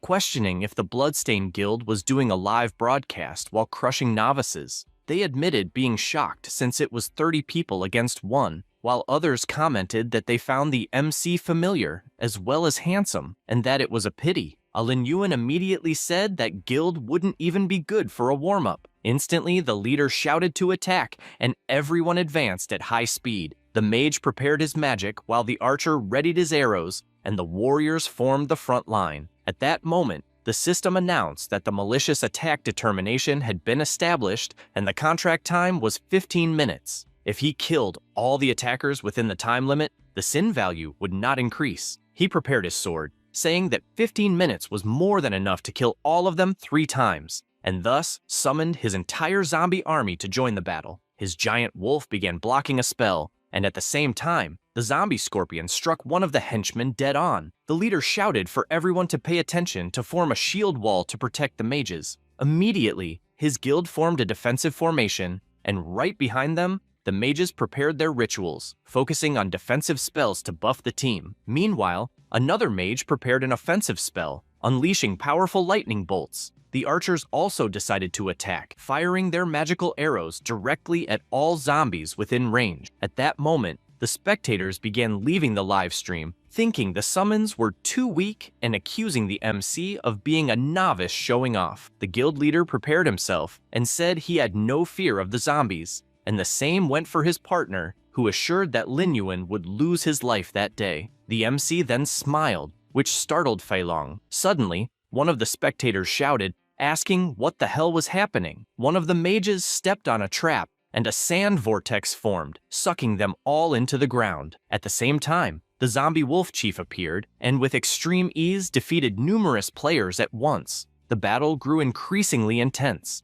and both leaders were in disbelief. The spectators returned, having never imagined a novice would react so well. The mages warned to be careful since the wounds were poisoned and needed purification first. But it was too late as a colossal explosion occurred at their feet until they realized it was a direct attack from the MC. At that moment, a wave appeared behind them, but without even looking, he attacked with his sword, striking the assassin's stomach, who could not believe how he had known of his presence. He warned that he wasn't stupid enough to stay invisible in the middle of the sand. The battle continued frenetically, and everyone began shouting that the opponent was too strong, begging to run and save their lives. Fei Hu prepared himself and, furious, called everyone trash. Then, at that very moment, he charged to attack with full force. The MC carefully observed his movement and, without hesitation, activated his technique, summoning numerous skulls with the blue soul seal. The blonde guy was completely shocked seeing this ability until he received a precise strike from the MC, leaving both standing back to back. In the next second, a colossal explosion struck Fei Hu due to the ability Lin Yuan had used. He remarked that he found it too easy, which made the spectators even more excited. The guild begins to be obliterated by zombies, and all the captain can do is stare in fear, questioning if he is hallucinating, since the MC is in front of him, far more powerful than before, and looking into his eyes, it feels as if he is facing a demon from hell. At that moment, Lin Yuan looks back and makes Fei Long tremble in fear, begging for his life. The MC finishes off an opponent and starts walking toward him until instantly he strikes him in the head with his sword, giving absolutely no time to react. Then he looks to the side and, seeing the robotic mosquito, aims his skill and completely blows up the camera, claiming it was making too much noise. After all this, somewhere in a skyscraper, some players are complaining that the MC blew up the drone and ask who he is. A servant replies that he is the one responsible for killing the giant death wolf. They decide they need to find him, since the mercenary guild issued a rank S invitation, and a blonde boy announces that this person is called Lin Yuan. Meanwhile, in the city of immortal black sand, Quincy is almost falling asleep in a barrel until the MC arrives, and he greets him but warns that he no longer wants to teach, since he has enough money to drink freely. However, Lin Yuan says he wants to talk and cancels his occupation. His profession as a necromancer is revealed. At that moment, Quincy drops his drink to the ground and, full of rage, asks if he is by chance a necromancer. They stand face to face, and Quincy grits his teeth and, using his power, shouts that it has been a long time since he faced a necromancer and wants to know how he dares to appear again. He then unleashes all his attacks but misses them one by one, which surprises him, as he did not expect the MC to be so fast. At the same time, a shadow of Lin Yuan passes by him, points his sword at his head, and asks if they could have a proper conversation. The instructor asks what exactly he wants, and the MC remembers Wayne when he decided to reveal everything as payment for his debt, explaining that at the time, under the shadow of the Dark Lord, the immortal world was immersed in despair, and to defend justice,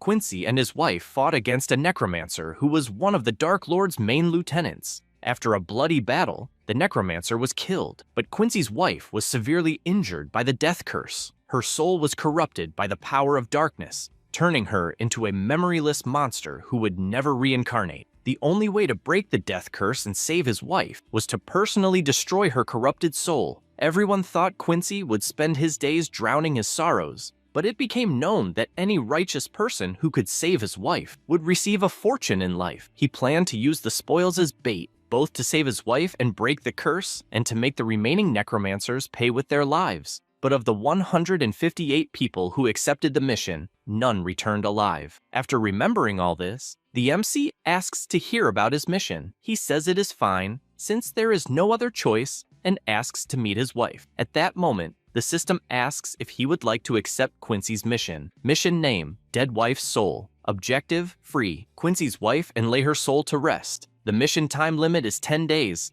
and the rank is silver. He accepts without hesitation and quickly departs, while the old man wishes him good luck, believing the journey will succeed, but with his strange face warns that the body will not return intact. Later that night, he finally reaches the location and immediately uses his night vision potion. He begins walking through the dungeon with his zombies and quickly realizes that this is the sanctuary of the dead, where all NPCs who die in the city are buried. Suddenly, a zombie appears in front of him, but is instantly killed by the King Scorpion. The MC analyzes the monster and concludes that they are undead like zombies, and that there are probably ghosts as well. He knows that the levels of those monsters increase with each floor, and the first floor has zombies from level 1 to 3, and then, on the next floor, they range from level 4 to 6, until finally reaching the third floor, where there are ghosts ranging from level 7 to 9, ending with the monsters on the fourth floor, which are ghouls of level 10. After walking for a while, a portal opens and he gets excited,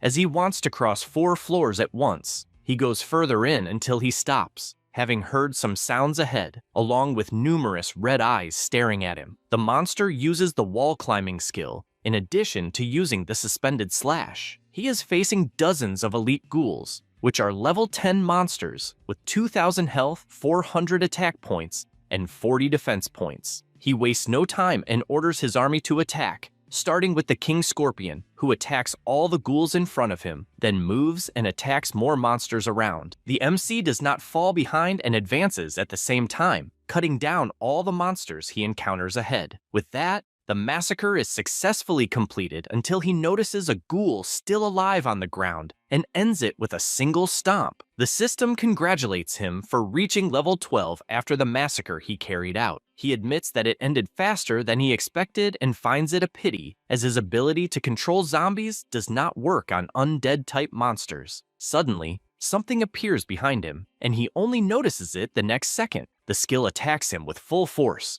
and he barely blocks it using his sword, even though he finds the situation dire, until he is thrown far away, crossing the entire hall. At that moment, he looks to the side and notices something chained and that the area has changed. The woman inside the coffin smiles, saying she has been waiting for this moment, and then completely explodes the coffin she was in. This is the resentful ghost of level 18. She has 6,000 health, 800 attack points, and 200 defense points. Lin Yuan wonders if by chance he is on the 5th floor, and the ghost wastes no time and advances, forcing the MC to defend with all his strength. However, she activates her Death Bloom skill, and numerous thorny vines begin to attack, forcing him to move at full speed. While doing this, he notices that the attacks are poisonous, and, holding his sword firmly, cuts all the vines in a single instant, also shouting that attacks of this level are useless against him. After obliterating all the vines, he shows that his sword is no ordinary weapon, intimidating the boss to the point of screaming. Then she activates her Succubus Roar skill. The MC notices the strong wind it generates and considers whether the ghost is summoning something. He then looks to the side and sees a skull rising and immediately deduces what it is, believing them to be the desert NPCs buried in that location. He is aware that besides the original inhabitants of the city, the game must also include the failed challengers of the Quincy journey. He thinks this is a nuisance, as extremely powerful skeletons keep emerging in front of him. The MC concludes that there are definitely more than one behind each door, and does not believe the boss can resurrect from a pile of bones. Because of this, he summons his entire zombie army and orders them to block the doors of each skeleton. The wolves obey instantly, as do the scorpions. Only then does Lin Yuan order the bloodthirst state to be applied, and the wolf chief, with his weapon, whips the troops to activate this skill, putting them in a state of fury. Confident, he orders the kobold chief and the thunder scorpion to attack, and his 2 leaders advance with full force, starting with the scorpion, who activates his pincher skill, rending the ground, while the kobold activates Heavy Strike. Both begin to destroy the terrain around the boss, who, looking up,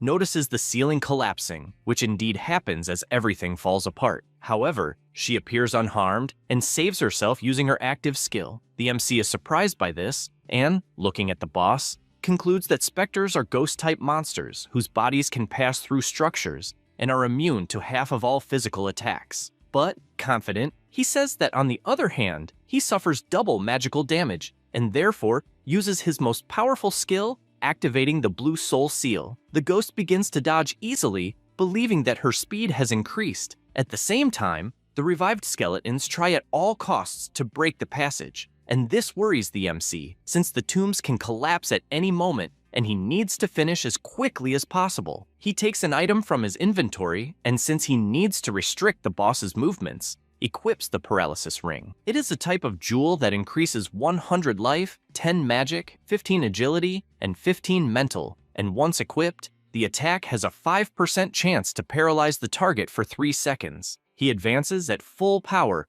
and with his fist clenched, activates his additional skill, Paralysis Toxin. He launches his attack, hitting the target directly with the Paralysis Toxin. He continues the assault, as it is not over yet, and even though she tries to defend herself, she is thrown violently against the wall. The MC approaches and realizes he caused a lot of damage to his target and therefore got very lucky. He summons his giant wolf, certain that the ghost has slowed down, and orders the zombie to use its skill, which stuns the target. He points his sword, aware that the stun duration lasts only 5 seconds, and unleashes dozens of simultaneous attacks, hitting blow after blow, even though the damage per hit is less than 100. The boss becomes furious and screams, leaving the MC concerned as she suddenly activates the corpse explosion skill. All monsters in the area begin to explode one by one, causing devastating destruction. After the dust settles, she realizes that the MC used his zombies as human shields. He continues to feel the ghost's intense attacks, and notices that only 3 of his strongest zombies remain. He approaches her and declares that the end has finally come. At that moment, he charges with his skill and attacks her body with full force, and she, powerless, can do nothing but scream. The system alerts that the boss is entering near-death state with 30 life until finally being obliterated, and as a reward, he receives 800 experience. After this battle, he asks if it really ended, until he looks back and sees a hologram of a woman thanking him for being a brave warrior. The woman smiles and her body is pulled into the MC's hand, becoming a ring. This is the quest item, a wedding ring given by Quincy to his wife as a symbol of their love. Lin Yuan cannot believe that the reward for defeating such a powerful monster is just a ring. Hardly saying this, a demonic book appears before him, leaving him confused about what it is. He notices it is the corpse explosion skill, exclusive to necromancers, and admits he never imagined this skill was exclusive to necromancers, wondering if it is because the ghost was a servant of the Dark Lord. Without thinking twice, he activates the book to register the skill in his memory, and a beam of intense light falls on him. With this, he learns the corpse explosion skill at gold rank. It is level 1, and its effect is to explode a zombie, dealing its own health times 60% fire damage to nearby enemies. It costs 100 mana and has a cooldown of 10 seconds. He likes the skill a lot, even knowing it consumes his zombie stock, but the attack power and range make it worthwhile, as they are excellent. After that, he returns to the city of Black Sand. He shows the ring to Quincy, who is paralyzed. Unable to believe he is truly seeing that relic again, he takes it in his hand and says that a sealed soul has no memories, and only after being freed will it recover them. He then asks if, when his wife departed, he no longer felt pain. Lin Yuan answers yes, and still admiring the beautiful ring, the old man begins to cry with emotion, finding the situation wonderful. He admits that in the end, he never imagined a necromancer would help resolve his regrets. And as thanks, he summons a box and says that this time he will fulfill his promise. That is the Dark Crown, a unique helmet that has 2 effects. The first is that the value of sin becomes invisible when equipped, and the second effect is that it conceals the hour of darkness. The equipment is exclusive to the necromancer and cannot be sold or destroyed. He picks up the item in his hand and, even knowing it has no additional stats, finds it incredible that he can hide his sin value and dark aura, as it is exactly what he needs. And with this, he will be able to solve the knight's problem and no longer need to be cautious in the main city. The system asks if he wants to equip the item, and he, without thinking much, responds yes. A power takes over his body, and he asks if he is now one step closer to the truth. After that, he goes to the Sandbreeze city and upon arriving, notices that there are countless guilds of all sizes. He recognizes them, as all guilds from number 1 to number 10 are present, and remembers a certain person, as he does not know if they are hidden among the crowd. And since he is only a newcomer, it will not be easy to approach the big guilds. Therefore, he is walking, knowing he must find an opportunity. At the same time, someone is watching him, and MC immediately notices this presence. The blonde boy keeps walking and notices that Lin Yuan has disappeared until he suddenly appears behind him with his sword raised, questioning who he is. He says he finally found him and turns around, happy and excited to see MC again, but falls to the ground clumsily. Lin Yuan is confused by this, and the blonde boy, hurt, asks if he really does not remember him. MC, not understanding very well, asks how he knows his name, and immediately the young man stands up, explaining that he saw him fight against the Bloodstained Guild and recognized him instantly. He admits that he worked very hard to find clues about the whereabouts of the powerful warrior who fought the guild, and, the entire time, explains that he spent 2 million to develop a facial recognition system just to find him. MC simply cannot believe that the man spent 2 million just to find him. The man asks if that is a lot of money, saying he does not see it as a large amount, as his company spends several millions just to test the system. Only then does Lin Yuan realize that the boy is from the Han Corporation, a giant worth $100 billion that controls the global high-tech market, and, not knowing the man's history, he wonders if he should eliminate him on the spot. Han King's eyes shine as he warns that the next day there will be a rank S hunt, but in his excitement, he trips and falls face first before finishing what he was saying. MC turns and tells him not to follow, and wonders why he is even arguing with a fool. The blonde boy comments that a great solar god and an elite team is like overdoing it, and as he stands up, he says that the third team of the guild will participate in the hunt, and,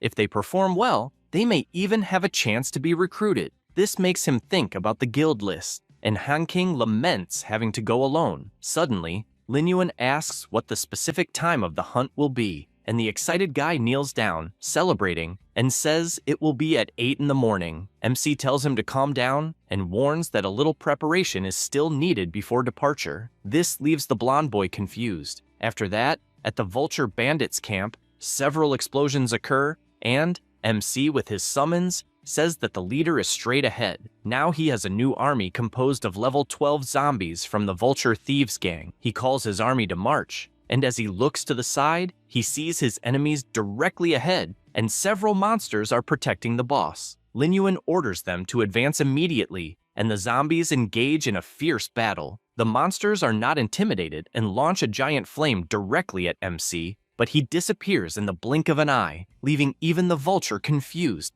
But it is too late to understand anything, as its body is cut down instantly, along with all the monsters within its reach. He continues hitting one by one, eliminating all the bandits in front of him. After killing the last one, he notices something strange, as the boss simply disappeared. But this didn't last long, because the leader of the Vulture Bandits, level 19, was already attacking from behind. However, MC doesn't let himself be intimidated and with a single move sends several of his zombies at the boss and activates the explosive corpse, causing dozens of colossal explosions, sacrificing his servants. The boss begins to scream, but MC moves at high speed and prepares his attack along with his shadow gloves, landing a full hit that slams the Vulture violently into the ground. A notification then informs that the Vulture Bandit has been defeated, and because of this, he leveled up to 13. The system shows that the Curse of Darkness reached level 3 and now deals damage equal to 20% of the target's life and restores 20% of an undead's life. The Art of Corpse Explosion leveled up to 2, and, when turning an undead, deals damage equal to the user's lifetime's 80%. He observes everything he gained until he is asked if he wants to use the skill scroll to improve a skill. Upon answering yes, he says he liked the result, having used the scroll to enhance his Curse of Darkness. Additionally, he has 130 undead monsters, composed of level 15 Vulture Bandits, plus the level 19 Vulture Bandit Lord. He possesses various skills, including the Deadly Poisonous Hand, which adds 20 points of poison damage. He is surprised to see this extra skill and remembers something similar happening when the giant Death Wolf was revived last time, gaining the Spectre's Fury, which increases allied units' critical hit chance by 20%. This makes him thoughtful, as apparently resurrected Lord-level monsters have skills. At this moment, the system announces that the hunting campaign he is participating in will officially start in 2 hours. Lin Yuan smiles and says he is preparing to leave. Upon arriving at the Melted Bloodscale Cave, he immediately gets annoyed by a strong glare in his face, and asks if his companion is doing a cosplay of a Golden Knight statue. The Shiny One explains that he spent 50 gold coins for the Master Blacksmith to customize that armor just to avoid dragging the team down. However, his belt tears and his shorts fall. MC is in disbelief that such a thing is happening and says it is the first time he sees this type of modular armor, and the blonde replies that the blacksmith said it was a recent model. He barely says this when his helmet closes, blocking his vision. He screams for help, unable to see his path, until he trips over his own foot and bumps into someone in front of him. He then looks up and sees someone enormous asking if he is alright. This is Zhao Kui, captain of the 3rd team of the Black Tree Guild. Han King wonders why the person in front of him is smiling, feeling like a venomous snake is watching him, unsure if it's just his imagination. Suddenly, MC pulls him and orders him to remove all the equipment, as he appears foolish. The bald man smiles, but Lin Yuan just stares without being intimidated, which irritates him, as no one looks at him directly like that. At that moment, someone shouts to get everyone's attention, and a man asks who is called Han King. He looks closely at the photo on the profile sheet and shouts, asking if he is the guy dressed strangely. Everyone bursts into laughter, finding it pathetic that someone is doing an extravagant cosplay. The swordsman also laughs and says it's himself, then asks if they are the older brothers of the Black Tree Guild. The man draws his sword and, pointing it, declares he has no interest in novices and makes clear he only accepted 2, not because of the registration fee, but because the captain is exceptionally merciful. MC remains silent, listening to everything. Zhao Kui asks what he is doing, reminding him to be kind to the novices. Because of this, He sheathes his sword and advises not to get carried away, as even though the captain is calm, everyone should make the most of the opportunity. The Shiny One responds that he will, and a mage draws everyone's attention as he is about to officially start the call. Lin Yuan watches all the people and wonders if they are really players participating in the Rank S hunt. He reflects that they all seem to be newcomers who just entered the main city. Meanwhile, the captain heads toward the dungeon and tells everyone to relax, as even a Reaper would detour upon seeing the Black Tree Guild. With that said, everyone follows him. At that moment, the man looks back and sees the Shiny One holding a flag, who, excited, starts calling the MC of Deus Yuan, asking him to take the chance to defeat many shiny slimes. He keeps walking, feeling excited as he senses a thrilling scent. After that, inside the cave, they reach a fork, and a warrior asks which path they should take. The captain, smiling, says it's best for them to split up. Everyone is shocked, questioning if it wouldn't be dangerous since there are level 16 elite monsters. A mage asks everyone to be quiet and reveals that the captain had already scouted the paths in advance, so they had already done reconnaissance of the whole area. A man asks if that is really true, that they patrolled in advance, and Zhao Kui replies that it is, and that the morning reconnaissance followed all 3 paths and explained in detail what each contained, but assures that the more dangerous a place, the higher the likelihood of valuable discoveries, and with a suspicious smile, asks what everyone thinks. They begin to understand, as this is the mindset of a large guild, and say that the captain of the guild's 3rd team is the highest level person, thus the most experienced. Without thinking twice, the MC says he will take the left path, and the captain replies that it's no problem. He just wanted to know if anyone else would go with Lin Yuan. Everyone starts whispering that they don't want to accompany just 2 people, also pointing out that they don't want to walk with someone who hides their own level and class. The captain comments that apparently the popularity of the MC and the Shiny One is low, and since he cannot force anyone to do anything,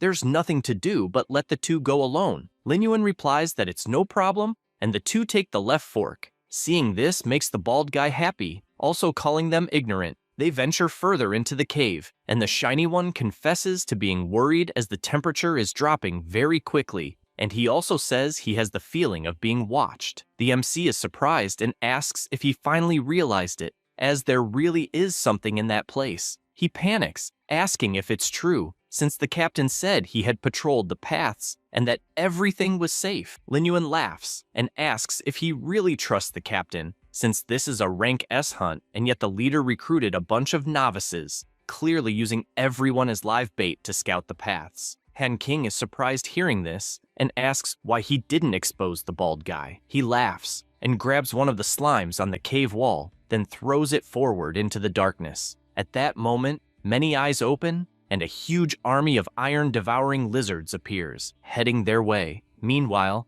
on another path in the cave, a mage activates his fire ability, attacking multiple lizards at once. In addition, a swordsman helps, slicing them one by one. After defeating the monsters, the swordsman admits that he found it very good to have pawns as sacrifices to distract the monsters, and finds it funny that everyone believed they had scouted the paths in advance. Zhao Kui swings his flail with force, killing the enemies in front of him. While doing this, he is surrounded by many lizards, which only excites him more, to the point of attacking all of them at once. After that, he makes a bizarre face, warning that mere monsters should recognize their own places in the food chain. At the same time, the Shiny One is completely terrified, since, even though the monsters are powerful, the army of undead is attacking frantically, taking down monster after monster until they finish all of them in the cave, even though the fight is intense. He is surprised, wanting to know how many monsters the zombie has subjugated since the last time, and reflects that these monsters are even more powerful than the battle against the giant wolf. MC points out that he had said he would make some preparations, and the Shiny One confesses that he is impressed, since, in less than a day, he has subjugated so many powerful monsters. After the conversation, he had already killed 55 elite monsters, and, walking, says that it is already over and that the efficiency of his zombies is not bad at all. Han King begins to cry, moved, as he wanted to be as powerful as MC, until he is startled, since a tremor started out of nowhere and decides to call Lin Yuan, but soon sees him busy and decides that he cannot keep bothering him since he also needs to be useful. He searches for the direction the tremors are coming from until he feels something in the ground and asks if it really disappeared. But in the next second, the ground is destroyed with something emerging from within, and this leaves the blonde completely terrified. A sort of tongue appears in front of him, and he tries to understand what the hell it is. At that moment, the tongue attacks and knocks him to the ground. Then it wraps around his body and begins pulling him into the earth, leaving him unable to believe that it is all over. However, with a simple cut, MC appears, saving him, since he sensed the presence of a beast hiding underground. Then he grabs the Shiny One's clothes, who runs away, as they need to reposition. After moving a bit away, Han King confesses that he was terrified, since the monster seemed gigantic, and believes they need to leave the area immediately. At that moment, the ground begins to crack, and he shouts that it is too late, until the colossal creature appears before them. This is the Iron-Devouring Iguana, a level 20 boss. He is terrified, since the mission information said the monsters were up to elite level, but clearly the monster in front of him is Lord level. He apologizes, saying that if it weren't for him, they would not have encountered such a terrifying monster, and asks them to flee while he himself holds the monster as long as he can. MC laughs and asks what he means by terrifying monster, saying that finally someone worthy has appeared to be his prey. The Shiny One is in disbelief at what he just heard, until the boss prepares to attack, but Lin Yuan advances first, eager to defeat that giant. The zombie vultures quickly appear and throw their shuriken swords, but it is ineffective since the boss activated his Iron Tail skill, which completely blocked the swords. Lin Yuan realizes his chance has come and unleashes his Blue Spirit Seal skill, bombarding the enemy's back. He returns to the ground, and the monster turns to him. At that moment, he sees where the strikes hit and reflects that, unfortunately, he only left some small burn marks. The iguana screams furiously, activating her toxic sand breath skill, which is unleashed instantly, causing an explosion throughout the area in front of MC. The Shiny One sees this and shouts for him to be careful with something so dangerous. The impact area created a powerful acid, and MC observes that it was a high-concentration corrosive attack, and realizes it is a bit more problematic than he thought. At the same moment, the boss attacks with his tail, but he dodges and calls for Lord Vulture to appear. His servant emerges, attacking and trying to pierce the iguana with his swords, and even though she is resistant, the impact creates a powerful shockwave. Han King watches in awe at seeing a newly acquired subordinate of Lin Yuan, and he finds it completely amazing. The Lord Vulture continues moving at high speed until he activates his skill to attack from behind and lands a full strike with armor-piercing ability, but it is not enough, as the boss swings his tail and hits the zombie vulture full force, sending him crashing against the wall. The Shiny One is astonished at what he is seeing, as the boss's reaction speed is incredibly high, as if he also had eyes on the back of his head. Lin Yuan reflects on having eyes in the back of his head and thinks about all the times attacks were blocked even when they hit a blind spot. This makes him consider that lizards are creatures with simple ocular structures and rely mainly on changes in light. However, their dynamic vision is excellent, and only hearing and smell can detect the slightest movement of an enemy. Therefore, lizards are several times more sensitive to enemy movement trajectories than humans. He concludes that to deal with that monster, he will have to lure it into a trap. With this thought, he launches multiple attacks and starts shouting that he will keep attacking until the monster gets tired. The boss begins moving toward him, and he starts to flee to draw it elsewhere, and while doing this, he imagines he needs to keep the iguana's attention entirely on him. At that moment, Han King shouts asking if he is in danger, and reflects that the boss's defense is at Lord level. That is why fireballs will have no effect, until he is startled when looking ahead and sees that the direction MC is running leads to the pile of zombies. He approaches as closely as possible and smiles, as this chance has arrived. Then, with a slight movement, he diverts the trajectory, leaving the boss in front of the zombies, and, all clumsy, the iguana tries to turn but hits all the monsters because it is not agile. MC finds this funny and asks if it can't even stop. The boss continues advancing with its huge mouth, and MC charges energy in his hand and unleashes it fully, completely exploding the area where the boss is and causing massive damage. He gets excited since the armor has been broken, and the monster continues running toward him. Lin Yuan jumps to the side and shouts for Lord Vulture to position himself on the left. Both take positions beside the boss. As MC has realized, the lizard has another weakness. Its eyes cannot focus on enemies on both sides at the same time. The vulture aims with his crossbow and fires numerous attacks at the monster's mouth. MC also doesn't waste time and jumps. And even entering the iguana's line of sight, it is too late as he drives his sword with full force, landing a critical hit. With this, the system congratulates him for reaching level 14 as he has finally defeated the boss. 5 minutes later, he uses his ability, restoring 85% of his zombie's health, and is pleased as this ability at level 3 is extremely powerful. He also imagines that if he uses another skill roll, it will raise it to level 4, but his greatest excitement is over his new zombie, as now the iron-devouring iguana has also become undead. He orders it to advance, as it will be used as a flesh shield. At the same time, Brilhoso shouts excitedly. Upon seeing the loot, the monsters dropped and asks if they should contact the guild. Lin Yuan questions the rush since there are still many rats to clear. Meanwhile, elsewhere, several monsters are also defeated, and the captain says they are nothing more than ants not worth looking at. His group agrees, knowing that monsters of that level are nothing against the captain. They decide it is time to collect the corpses until an explosion occurs in the cave where they are, leaving them all frightened, unsure of what is happening. At that moment, Zhao Kui shouts, asking who did that, and how dare they challenge the Black Tree Guild.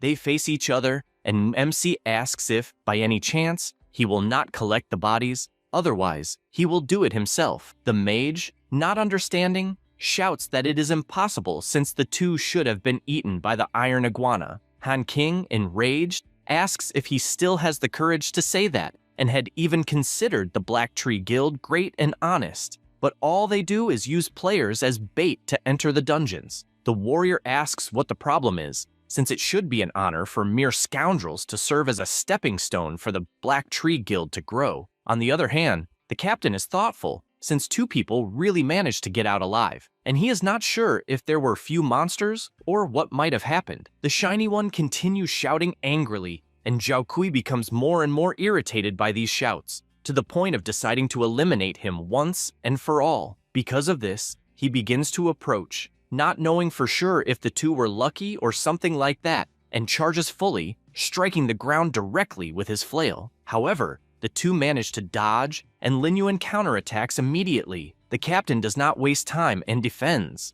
and both attacks collide. MC is pushed back by the impact, and the bald one asks if he wants to die, but he pays no attention and uses his death abilities, bombarding the entire cave and forcing the captain to dodge all the attacks. After doing this, he realizes that Lin Yuan simply disappeared and does not understand where the hell he hid. MC appears through the smoke and tries to attack from behind, but he manages to block with his shield at the last second, also questioning if he really thinks he is an idiot for being hit so easily. MC continues applying pressure with his sword until the bald one disappears from his front and he is confused, trying to understand where he is. At that moment, Zhao Kui appears at high speed behind him, and he turns around startled, but takes the full blow to the stomach that throws him with all his force against the wall, even startling the Shiny One. The guild members ask to help, since their target is Han King. Meanwhile, the captain walks toward Lin Yuan, saying he has no more time to waste on him,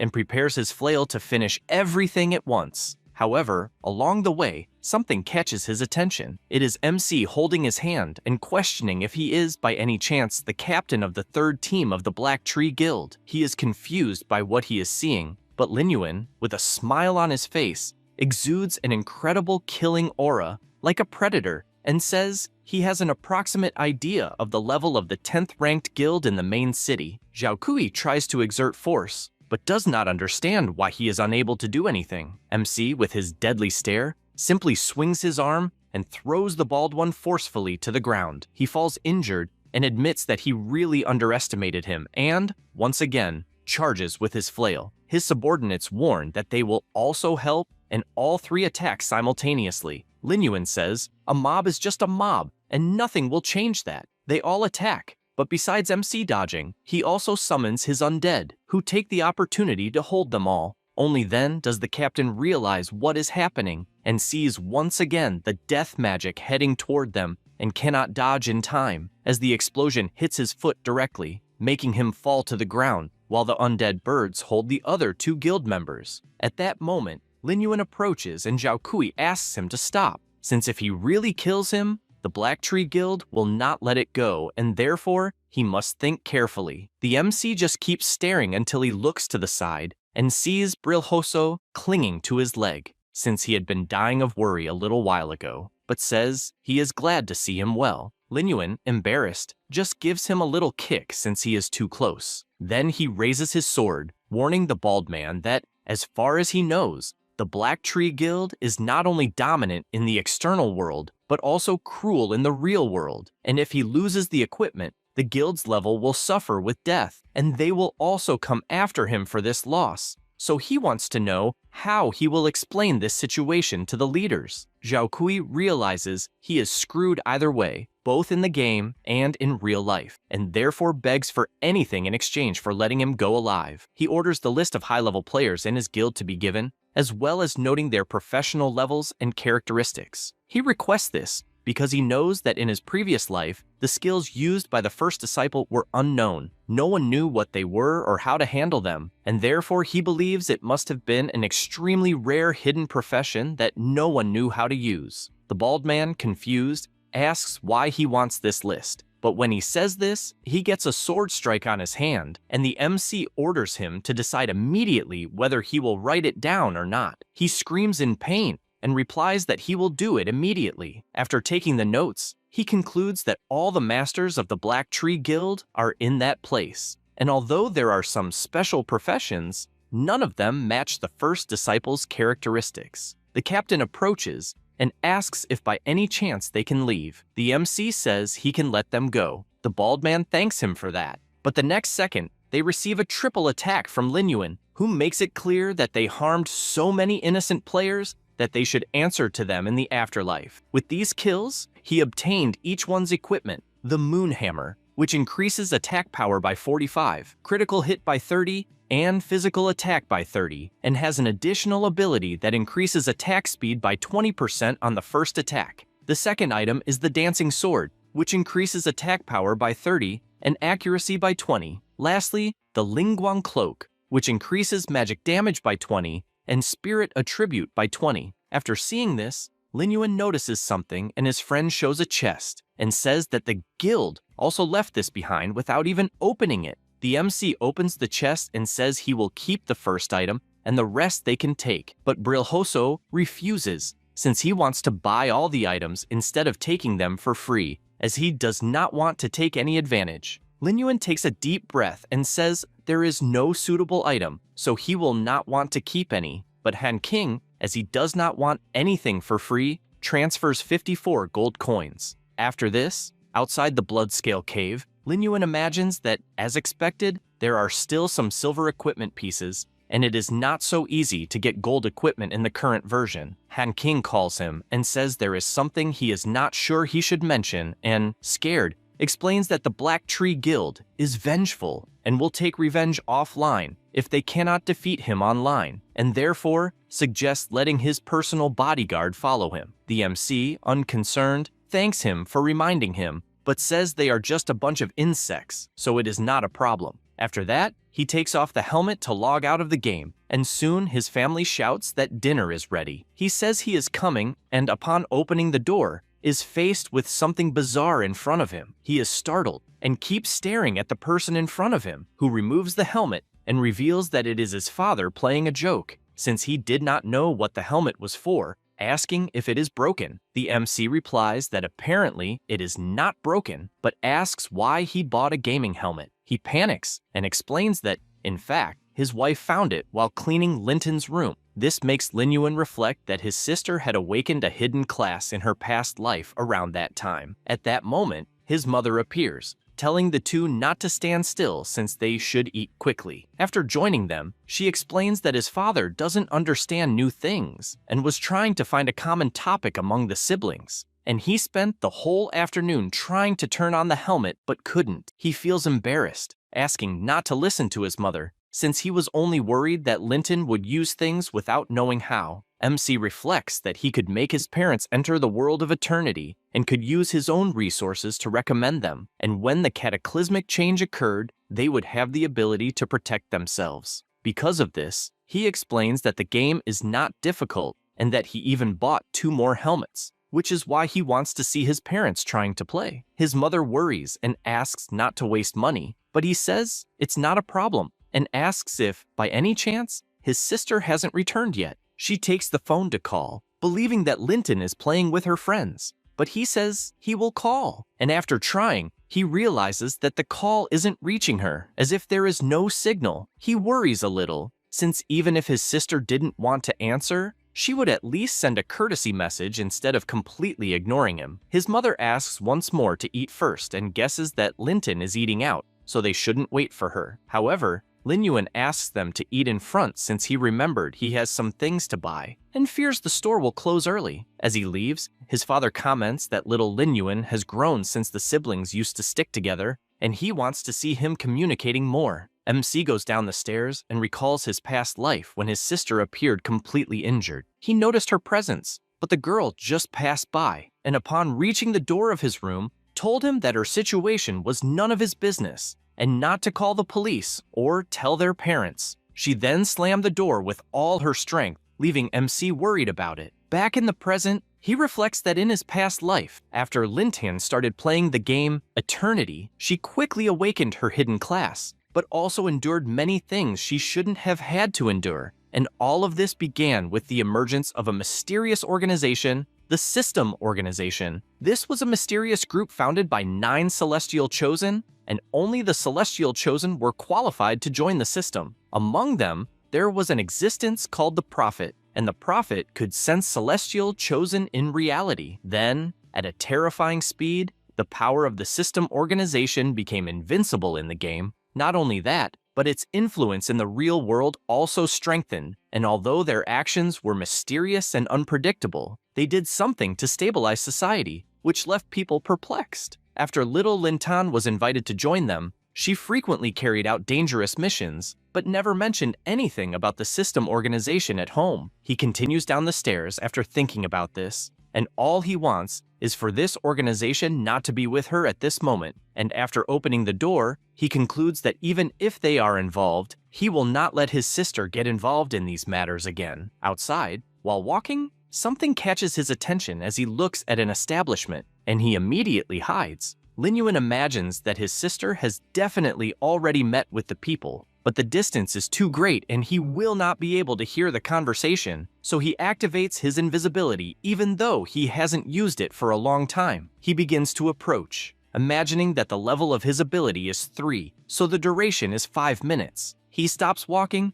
and thinks he is close enough to the 2 guys talking to his sister. Chen tells her that he said everything he wanted, and whether it is true or not, she must judge for herself when deciding whether to join the organization, making it clear that the disaster will happen in 3 years and that she must wake up to life. The tense atmosphere lingers in the air, and the MC Invisible just observes. Xiaopan tells his colleague to go easy, as this way he will scare the girl with the terrifying hour. He retorts that he is discussing a serious matter for her own good, since things have reached the point they are at. However, at that moment, he notices something looking in Lin Yuan's direction and completely changes his expression, scaring Lin Yuan, since everything indicates he has been detected. Chen activates his dissipate ability, and this aura affects the whole restaurant, scaring the MC since the invisibility effect will be dissipated after a 3-second countdown. Chen continues looking attentively and is confused when he sees nothing in front of him. He changes the subject by calling the restaurant owner and ordering an herbal tea. The old man replies that he will prepare it immediately. Meanwhile,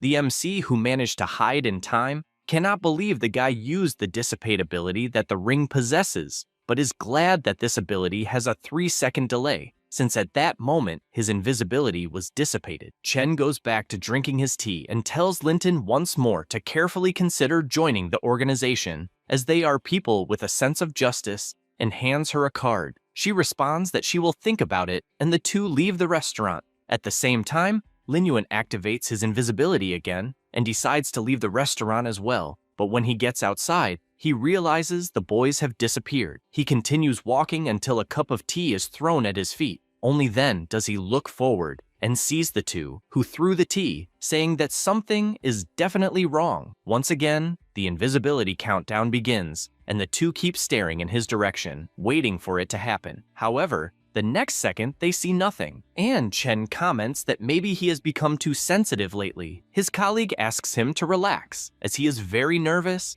and asks if he believes that the girl will join them. He responds that, according to the prophet, she will join sooner or later. Lorino agrees, as he has never seen the prophet's predictions fail, although his true curiosity is to know which girl will be his girlfriend. Chen, indignant about this, hopes that his friend survives until the catastrophe, since it does not seem likely to happen, and the two leave while the MC watches from the top of a building and reflects that the organization is a group of people difficult to deal with, and he is worried about exposing himself too much and revealing his class, since he needs to be much more cautious. Meanwhile, Linton is staring at the card and remains silent the entire time until she looks forward and asks why her brother is there. He replies that he went down to buy something and asks if she has eaten. She, a little downcast, replies that she hasn't, but that she is fine. The MC shows the bag with food and asks to leave work for later, since he needs to eat something when they get home. She finds this strange, since she knows her brother cannot take care of himself and does not understand why he is taking care of her, but he just asks them to go quickly. However, she remains silent and they return home. When they arrive, their mother immediately asks if she has eaten and if, by any chance, she wants some food heated up.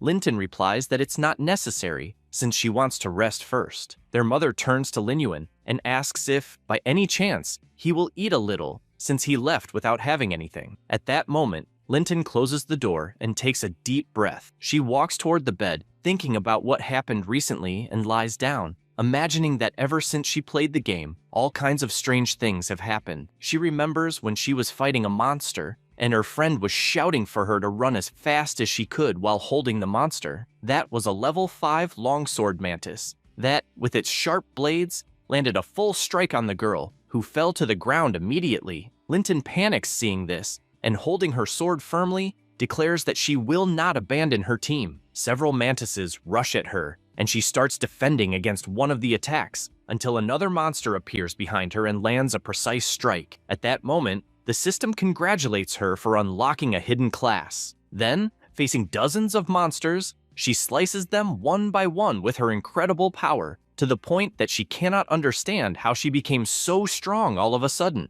After finishing her slaughter, she plunges the sword into the ground, and the system informs her that she is now the Sword of Dawn. Still in her bed, she wonders if the sensation is real, and even notices some changes in her body. This makes her question whether, when a disaster truly occurs, she will be able to protect everyone with this power, since her hand is overflowing with energy. She reflects that this kind of power will not be able to withstand the disaster, and she no longer knows if there is any hope that others will survive. She then gets up and, looking at her family portrait, thinks she needs to get strong as fast as possible, regardless of joining the organization, since she needs to protect everyone. MC, also looking at the portrait in his room, thinks he can no longer postpone the change, since his energy needs to be in the game, and he cannot keep it all the time, and he believes it is time to let them live a good life. Because of this, he goes to a building and the employee asks if, by any chance, he is looking to see a place to live. He asks if, by any chance, there is a fully furnished mansion, since one of those must have high security. The woman finds it strange, since she does not know if such a young boy can really be rich, and her first question is whether he has heard about property prices. He does not waste time and shows his card. She takes it in her hand and is amazed, since it is a limited edition VIP card with millions of dollars in credit. Because of this, she screams, welcoming him and saying she will serve him promptly. The scream is so loud that it draws the attention of people around. After all this, he calls his family, and his mother, seeing the new house, asks if all of it is true. She cannot believe there is even a private pool, since it is just like the one seen on television. Jianlu looks at the room and cannot believe how big the bed is, as well as the whole house, since it is gigantic and shiny. The two, still not understanding, ask how many years it will take to pay the mortgage, since they do not want him to be under pressure. MC responds that there is no mortgage, since he bought it with his earnings from previous competitions and game income, and therefore does not need to worry about anything besides the fact that he will live in a house next door. His father admits he never believed he could live in a mansion. Menlin agrees and even comments that in the blink of an eye, his children have grown and can live on their own. Lin Yuan is happy seeing his parents content. After that, the MC starts walking, since he doesn't need to worry about the mansion's security, and the next step will be to guide his parents in playing, as well as being more careful with the organization's presence. He barely thinks about it when something catches his attention, as several men are heading in his direction. They approach close enough, and Lin Yuan quickly realizes that the person looks a lot like the captain of the Black Tree Guild, whom he even killed in the game. Immediately, everyone rushes forward, wanting to see if the tough guy is the same outside the game. One of them makes the first attack but hits the ground, and the MC, without wasting time, moves at full speed and lands a precise kick on the bald man, besides beating everyone around him. After Zhao Kui falls to the ground extremely injured, he wonders if the MC is a human or a ghost. Suddenly, a piece of iron is driven next to his head, and Lin Yuan says that apparently they don't value their own life. Zhao Kui, desperate, pleads for his life to be spared, claiming he can still be useful, and because he knows about a hidden mission. The MC asks him to continue, and the bald man says that in the main city, he found a blacksmith named Tong who works delivering ore, and when favorability is high enough, this NPC will make a gold equipment. Lin Yuan hears this and imagines that indeed, in his past life, a player obtained gold equipment very quickly, and it was really connected to a discrete NPC. Then, to see if it's really true, he squeezes the iron bar with all his strength, deforming it, and makes it clear that if anyone tries anything online or offline against him or his family, they will pay with their lives, demonstrating with the iron bar, which he broke in half with a handshake. Zhao Kui fully understands the message, being absolutely terrified. After that, in the main city of the Western Desert, inside the game, some players are toasting with beer and enjoying lots of delicious food. Tong is incredulous at what he just heard and says that if one really provides 100 pieces of ore, he will make a weapon for free. In front of him is the MC, who after hearing this, concludes that Zhao Kui was indeed telling the truth, so his next step will be mining. Near that table, a woman is running, and a player asks why she is running since he wants to have a drink with her. But the girl keeps asking not to be touched. Lin Yuan watches this, and the guy gets annoyed, warning that if he doesn't stop staring, his eyes will be gouged out. However, being impatient, he simply casts a spell that throws the drunk man to the other side of the tavern. The woman, drunk, thanks Lin Yuan for the help and asks if she can buy him a drink. The MC just walks past and says no. She keeps insisting until she trips over herself. He immediately notices and catches her at once. The girl becomes excited and asks if he wants to dance, but the moment is broken as she simply falls asleep without warning. Because of this, he goes to the room and leaves her sleeping, as she is very drunk. Then he goes to the Viper mine and puts his undead to work mining. He imagines that he currently has 12 dog-headed zombies in his underworld portal, which is perfect for mining. Hardly thinking about it,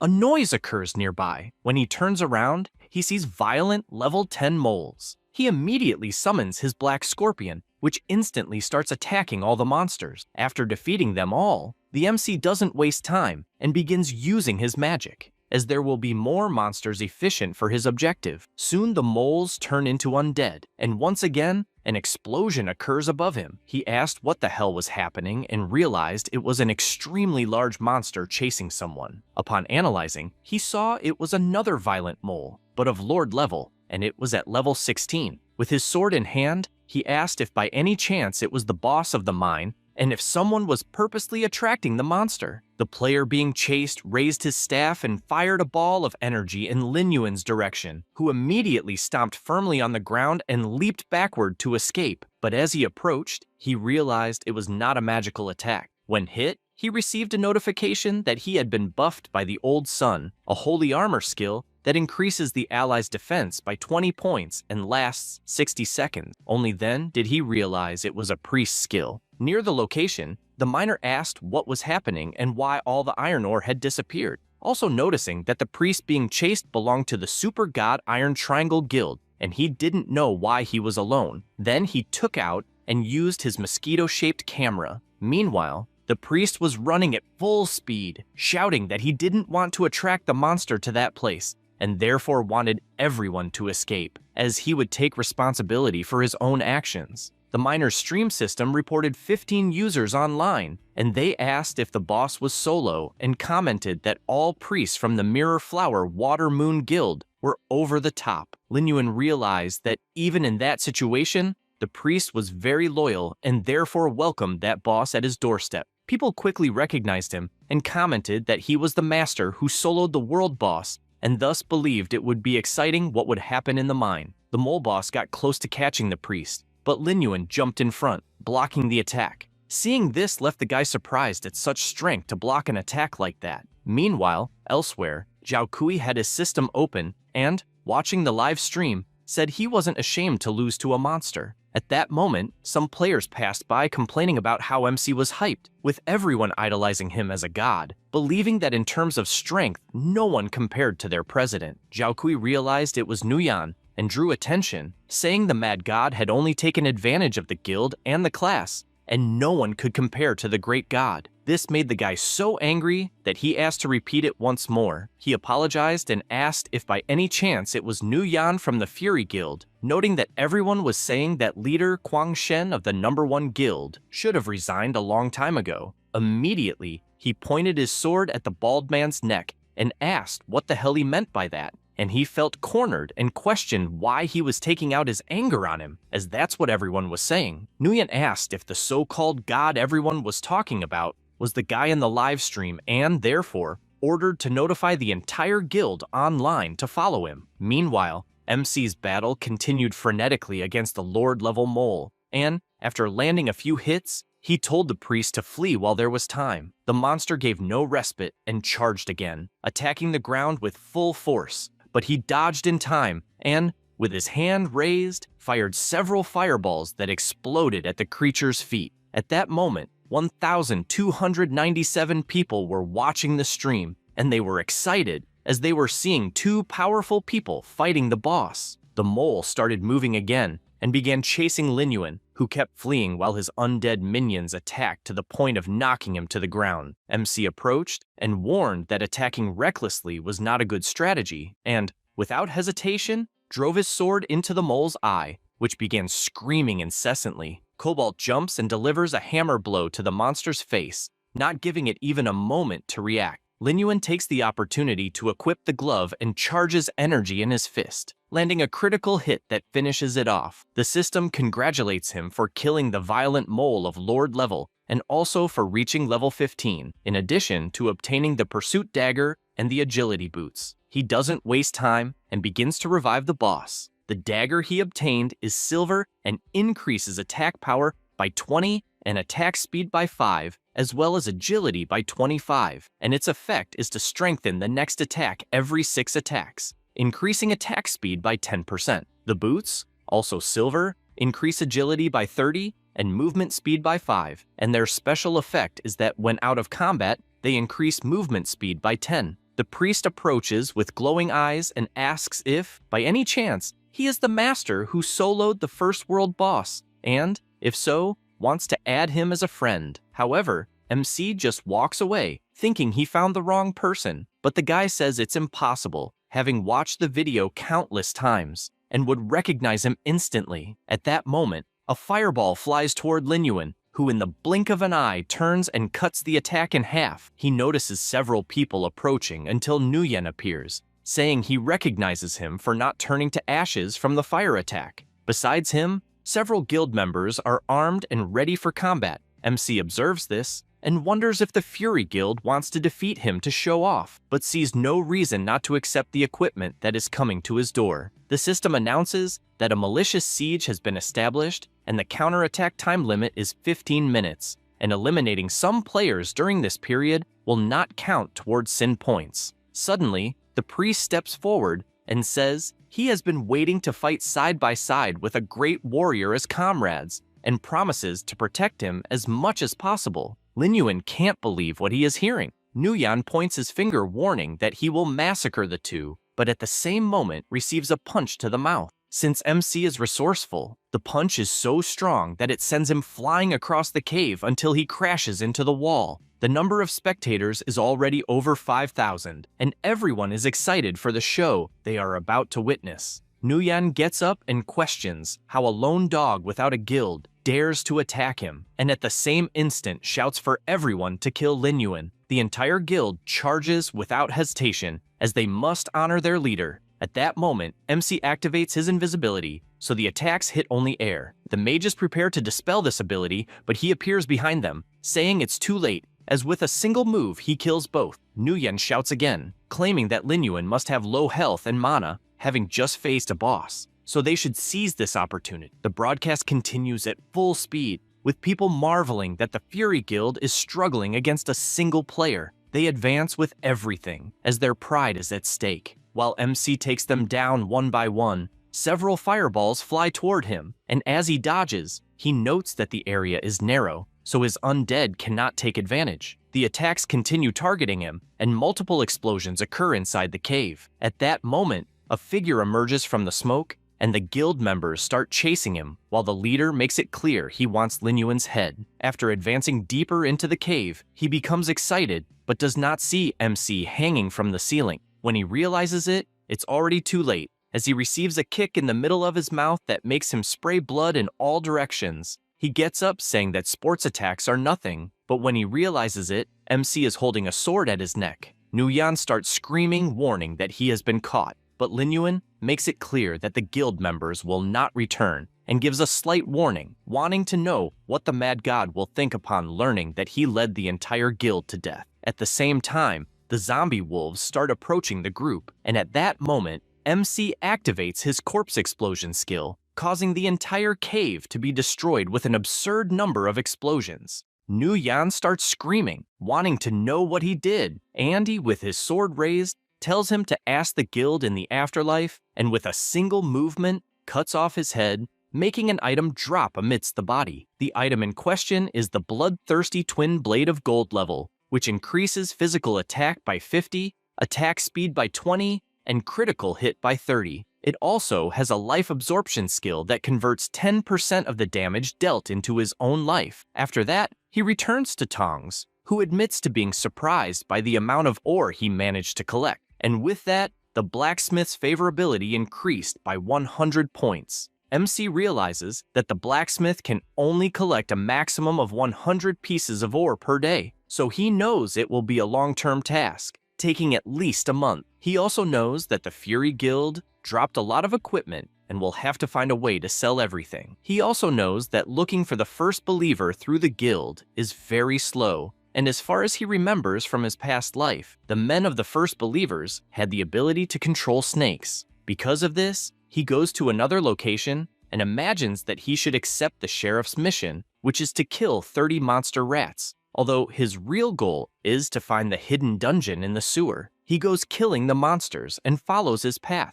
as he needs to find a room with snakes, until finally his expression changes, as he found what he was looking for. An explosion occurs in the place, and he is confused, as he doesn't know if he is seeing correctly, because he never imagined the snake would be so absurdly large. That is the Hades King Cobra of level 60. No additional information is available due to the power gap. He starts fleeing, trying to understand how a snake can be at such a high level, since if it just touches him, it will be the end. Therefore, he activates his invisibility, as the loss of level and equipment due to death would be very significant. He moves through the water, and the snake does not stop chasing him. He keeps running constantly, even more so since the invisibility has ended, and decides to use the terrain to his advantage. Only then does he look back and realize that the snake is getting closer and closer, and even running at full speed, he knows there is no way to stop. Because of this, he summons his scorpions and imagines he will have to use them to delay and buy time. He continues running and realizes that his scorpions are not even slowing it down,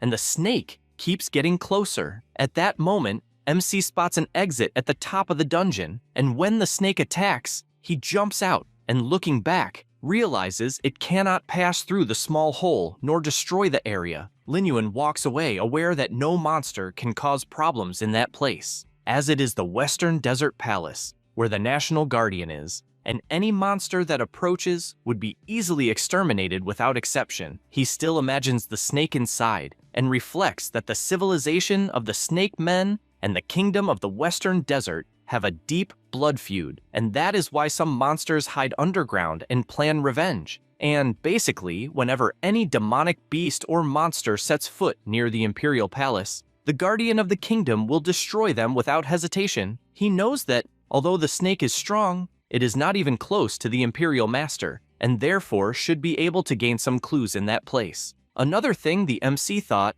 is that he needs to avoid this situation again, trying his luck in the market to see if there is any position to attract low-level basilisks, since encountering such a large snake again is out of the question. He goes to the palace, and the vendor sells a potion that attracts low-level snakes. Suddenly, someone appears saying that he walked across all the sand just to find him and pay his respects to the MC, who, upon seeing him, wonders if it might be the priest who was fighting the mole boss. Mike sends a friend request and asks to add him, being sure that they will be useful to each other, but the MC, uninterested, just walks past. The frustrated boy runs ahead and asks him to wait, as he wants him to join his guild. He emphasizes that they could join Leng Yue and Xing Hen to become the 4 super gods. The MC thinks about the name Leng Yue, as in his past life this person was the president of the 2nd guild and also a central member of the Order organization, and therefore it is a great opportunity to get clues about the first believer, and he accepts the friend request. Then he invites him to open a dungeon together, but since he has something to do, he will leave first. Mike gets excited and asks him to count on him. The MC goes to the place where, in his previous life experiences,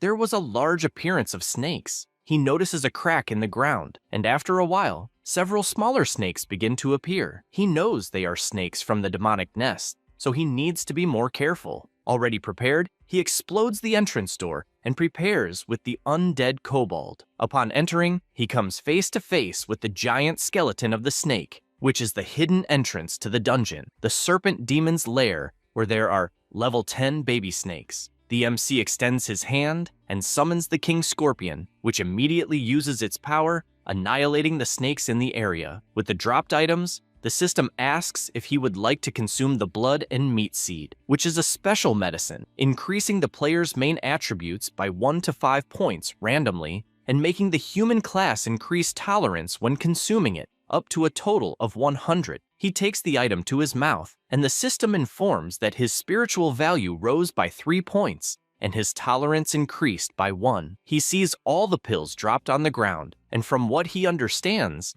they can only be consumed once, but the attribute increases are impressive, besides being a rare item that can be sold for 4 or 5 gold coins in the market. He continues eating the little fruits, gradually increasing his attributes, until finally having eaten all 100 fruits, which is the limit. Currently, Lin Yuan is level 15, with 77 strength, 101 constitution, 119 agility, and 318 spirit. He creates his new army of undead snakes and decides to save 900 blood and meat fruits to sell in some store. And after that, he will visit the place once a week to farm. Additionally, he left 3 zombies in the dungeon to scare any players who happen to encounter them. He becomes thoughtful, as the snakes in that place are different, since the level 61 he found definitely should not have appeared at that stage of the game. Suddenly, a notification arrives from a call in the real world from his sister, and he wonders if something happened, as it is not common for her to seek him out on her own initiative. He answers, even while inside the game, and asks if something happened. She, in the real world, responds that no, and that she just wanted to ask if he had eaten. Lin Yuan finds this strange and answers yes. At that moment, a girl next to Linton shouts over the phone, wanting to know if he could lead in a dungeon. MC does not understand what the hell is happening, but answers that he can, and wonders if his sister wants him to fetch her for a dungeon. At that moment, a boy approaches at school and points out that Linton is a liar, just like her brother, since MC agreed without even asking which dungeon it was. and therefore asks Linton if by any chance her brother has lost his mind from playing too much, and if by any chance they usually conspire to deceive people. The girl next to her agrees and asks to choose the heroic difficulty of the Veil of Ashes, which no guild has managed to clear so far. Linton, still on the phone, asks her brother if he managed to hear that the boys asked for the dungeon to be the Veil of Ashes at heroic level. The boy provokes again, saying that they are weak and that, in fact, their parents are too, for having given birth to 2 failures. Linton screams furiously at this insult, but MC, listening through the phone, asks her to calm down, not to say nonsense to an idiot, and that he will soon be heading to this Veil of Ashes. Linton's already at the location, and despite knowing that her brother plays the game frequently and even makes money, she becomes worried since that is a difficult dungeon, ranking just below death difficulty, and therefore wonders if she is causing him trouble. At that moment, someone approaches calling for her, and a notification appears informing that Xiang has joined the team. Her friend says that the idiot Wang Yan found out that they had moved and instead of congratulating them, acted like an idiot, and she is there to witness it as well as to make him apologize in front of everyone. She feels happy hearing that and thanks her. At that moment, Wang Yan appears with his team, which was composed of several players. Linton notices that he is laughing and asks what qualifications he has to laugh at others since he only happened to be born into a good family, and her friend tells her not to bother with trash. He gets irritated by the provocation, and they all move in to attack, claiming they will teach the 2 of them a lesson, starting by touching their faces and even tearing their clothes. At that moment, a flash of light appears and strikes all the players. It was the MC arriving in great style, tearing off the arms of those who attacked. He turns and asks if the 2 are okay, and his sister replies that they are. Meanwhile, Xiang is admiring how fast and handsome he was. Wang Yan starts shouting, questioning how he had the courage to attack his team, since it cost a lot to recruit everyone, and asks if he can pay for it, since he won't be able to level up without them. Lin Yuan stares for a moment, and in an instant appears in front of the kid wanting to know who, minutes earlier, had intimidated his sister and parents. Wang Yan doesn't let himself be intimidated and asks if he knows who he is talking to, but it's completely useless since it only serves to get him slapped in the face so hard he flies backward, causing colossal destruction in the area. The last girl on the team asks if this is a joke, since to enter the dungeon, as agreed they need at least 6 people, and if he kills everyone, she wants to know how they will enter. He says he will take care of the missing people and, with his system open, sends a request for team formation. Xiang takes advantage of the waiting time and whispers to Linton that she has a very powerful brother. Besides being very handsome, she gets embarrassed and tells her to shut up. Wang Yan, still furious, yells calling everyone poor, saying they won't even find one decent person to enter the dungeon. But her friend, impressed, tells him to look again since in front of them appeared none other than the great leader of the super god Iron Triangle. This is Sun, whose nickname is Son of the Ancient Year. Everyone is surprised since they know he is the main priest of the Second Guild of the West, and thank him for having someone so powerful leading them into the dungeon. Xiang is also surprised since she doesn't understand why someone so important would appear for that dungeon and doesn't know what team the priest will form. At that same instant, Sun flies at full speed toward the MC, calling him his best friend, and saying he's grateful that he remembered him since the very second he saw the team request. He ran to the location, but Lin Yuan starts getting irritated with so much affection. Everyone there is left open-mouthed, unable to believe that the guild leader appeared at Lin Yuan's request,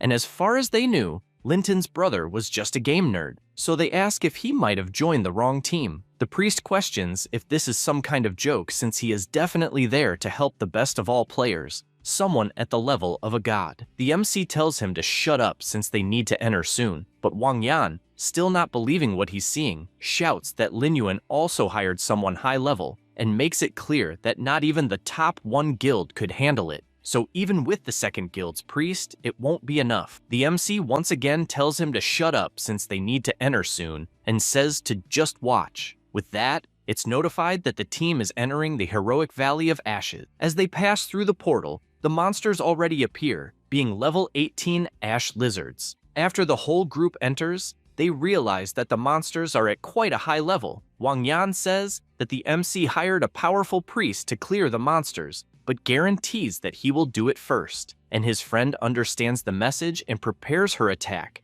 launching it against one of the lizards, which becomes furious upon receiving the blow. The MC quickly notices this movement, and the group asks why so many monsters are suddenly advancing. Wang Yan warns that Lin Yuan is not very lucky, but in fact, they are quite excited, especially the priest, since he will have the opportunity to fight alongside his dear friend. The MC then summons his Thunder Scorpion, which fires countless lasers that destroy the entire battlefield along with the monsters. Then he charges at full speed and with his absurd agility, slashes through monster after monster, leaving only a few after his massacre. At that moment, one of the lizards advances toward Linton, who only asks her friend to stay behind, but the MC doesn't even give a chance for anything to happen and also takes down this monster. His sister looks at him since she didn't imagine he was so good at the game and also feels embarrassed when he puts his hand on her head, while asking her not to worry since he wouldn't put her in danger. She doesn't know how to react to this and slaps his hand, as it's a rather awkward scene, while her friend admires the bond between the siblings. At that moment, Wang Yan says he finally discovered that the Valley of Ashes isn't that difficult since one person can crush all the monsters with just silver equipment. His colleague agrees and says she has no idea how anyone could pay for better equipment. Because of that, he gets ready and charges toward a remaining monster, saying he will show his true power. However, what he does is receive a whip to the cheek that throws him with full force toward the group. The MC sees this pitiful scene and tells them to wait until the stage is over, since apparently he's eager to die. He imagines that he originally wanted to buy gold equipment for his sister, but will have to settle for silver ones for now, and he shows her some items, saying they're suitable for the class, and that's why he wants her to use them. One of the items is the Gauntlet of Fighting Spirit, which increases attack power by 50, strength by 25, and constitution by 15. There's also the Fearless Armor, which increases constitution by 50 and critical damage by 15.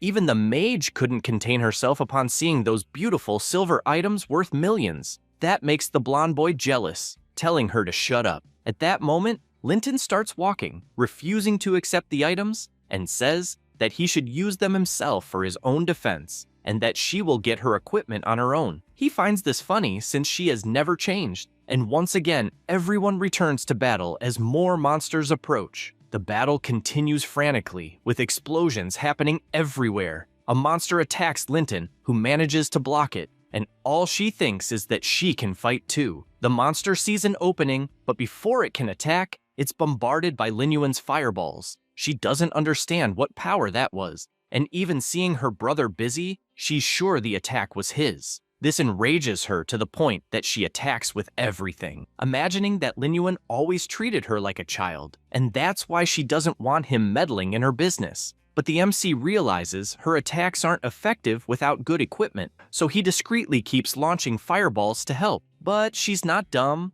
and knows the power is his. Meanwhile, Xiang just watches from afar, finding the sibling relationship cute, and even without participating, she finds it fun to watch everyone fighting the monsters. After the battle ends, the priest warns that the boss will finally appear and then asks Lin Yuan if it's better to go back since there's no penalty for leaving the dungeon. However, if they fight the boss, they'll lose levels and equipment since the risk of the group being wiped out is high. He agrees, and Wang Yan takes the opportunity to mock him, saying he beat the small monsters, but when it came time for the boss, he's running with his tail between his legs. Xiang comments to Lintan that her brother was impressive for taking them as far as they went, and she becomes thoughtful since she caused trouble for her brother, and if she were stronger, maybe things would have been different. However, the MC only says that Sun is right about the death penalty since it is indeed serious, and when he puts his foot on the ground, he summons his Gate of Hell, bringing all his undead for battle,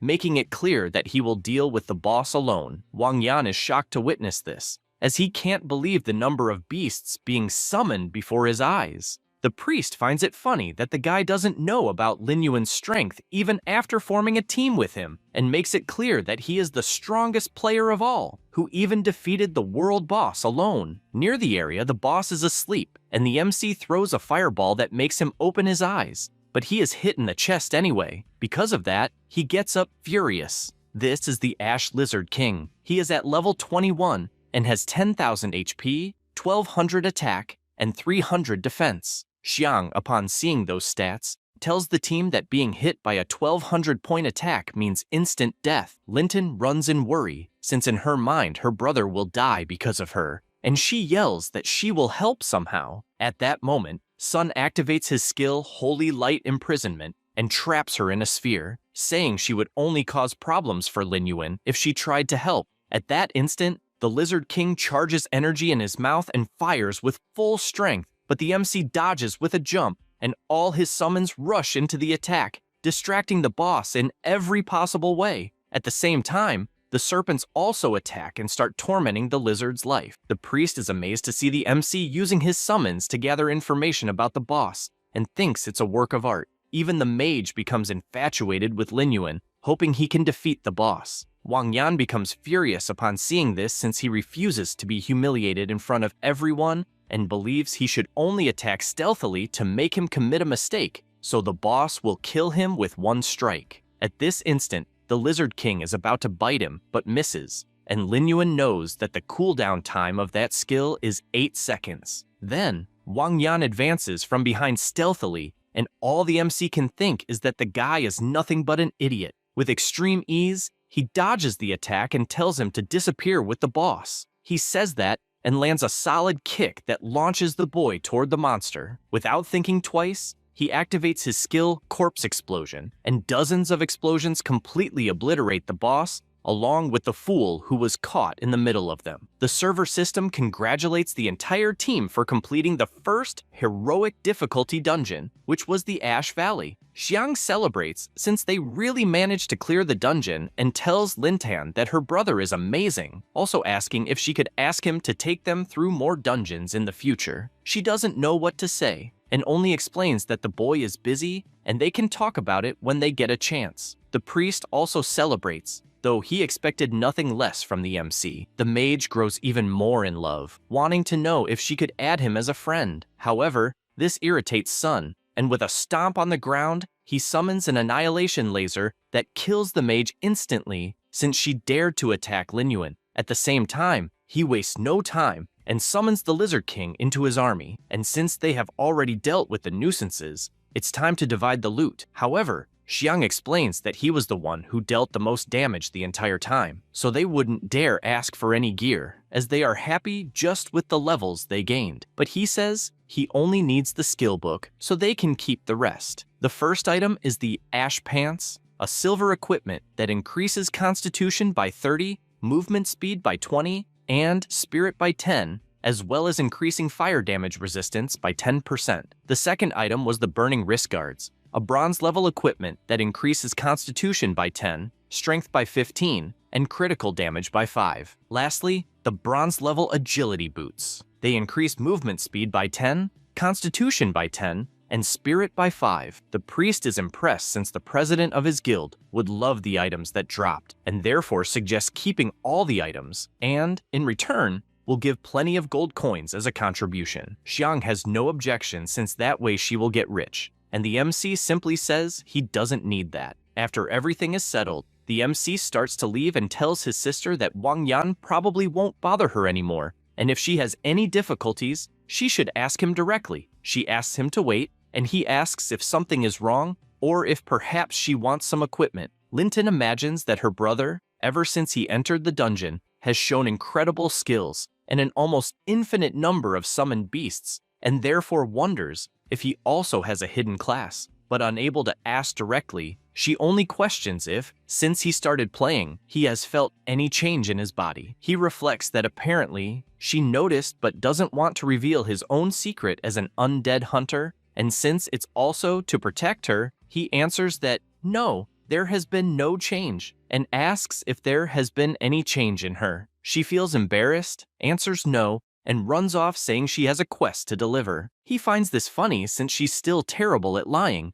but just managing to talk to him is already progress because she recognizes him as her brother. At that moment, Sun appears with the members of his guild, saying that the leader decided to open the Death Valley difficulty so that his great friend can be sure of success. The MC thinks he didn't expect to contact Lung Yue so soon, though it's a good opportunity to investigate the guild in depth, and therefore replies that it's fine since he was actually thinking of trying the death difficulty. The priest finds it amazing and says he will introduce the main members of the guild, starting with the captain and the president, whose name is Lung Yue. But the girl interrupts him, saying she has already heard of the so-called powerful player, and therefore welcomes the main team and introduces the man beside her, since he's a spellmaster, a rare class. The mage makes it clear that he still hasn't recognized him as a teammate, and therefore doesn't understand why they are hastily recruiting random players. He further emphasizes that the death difficulty has a very low margin for error, so they can't invite a random player who will get in the way since he doesn't want to die for nothing. Sun asks what he's talking about,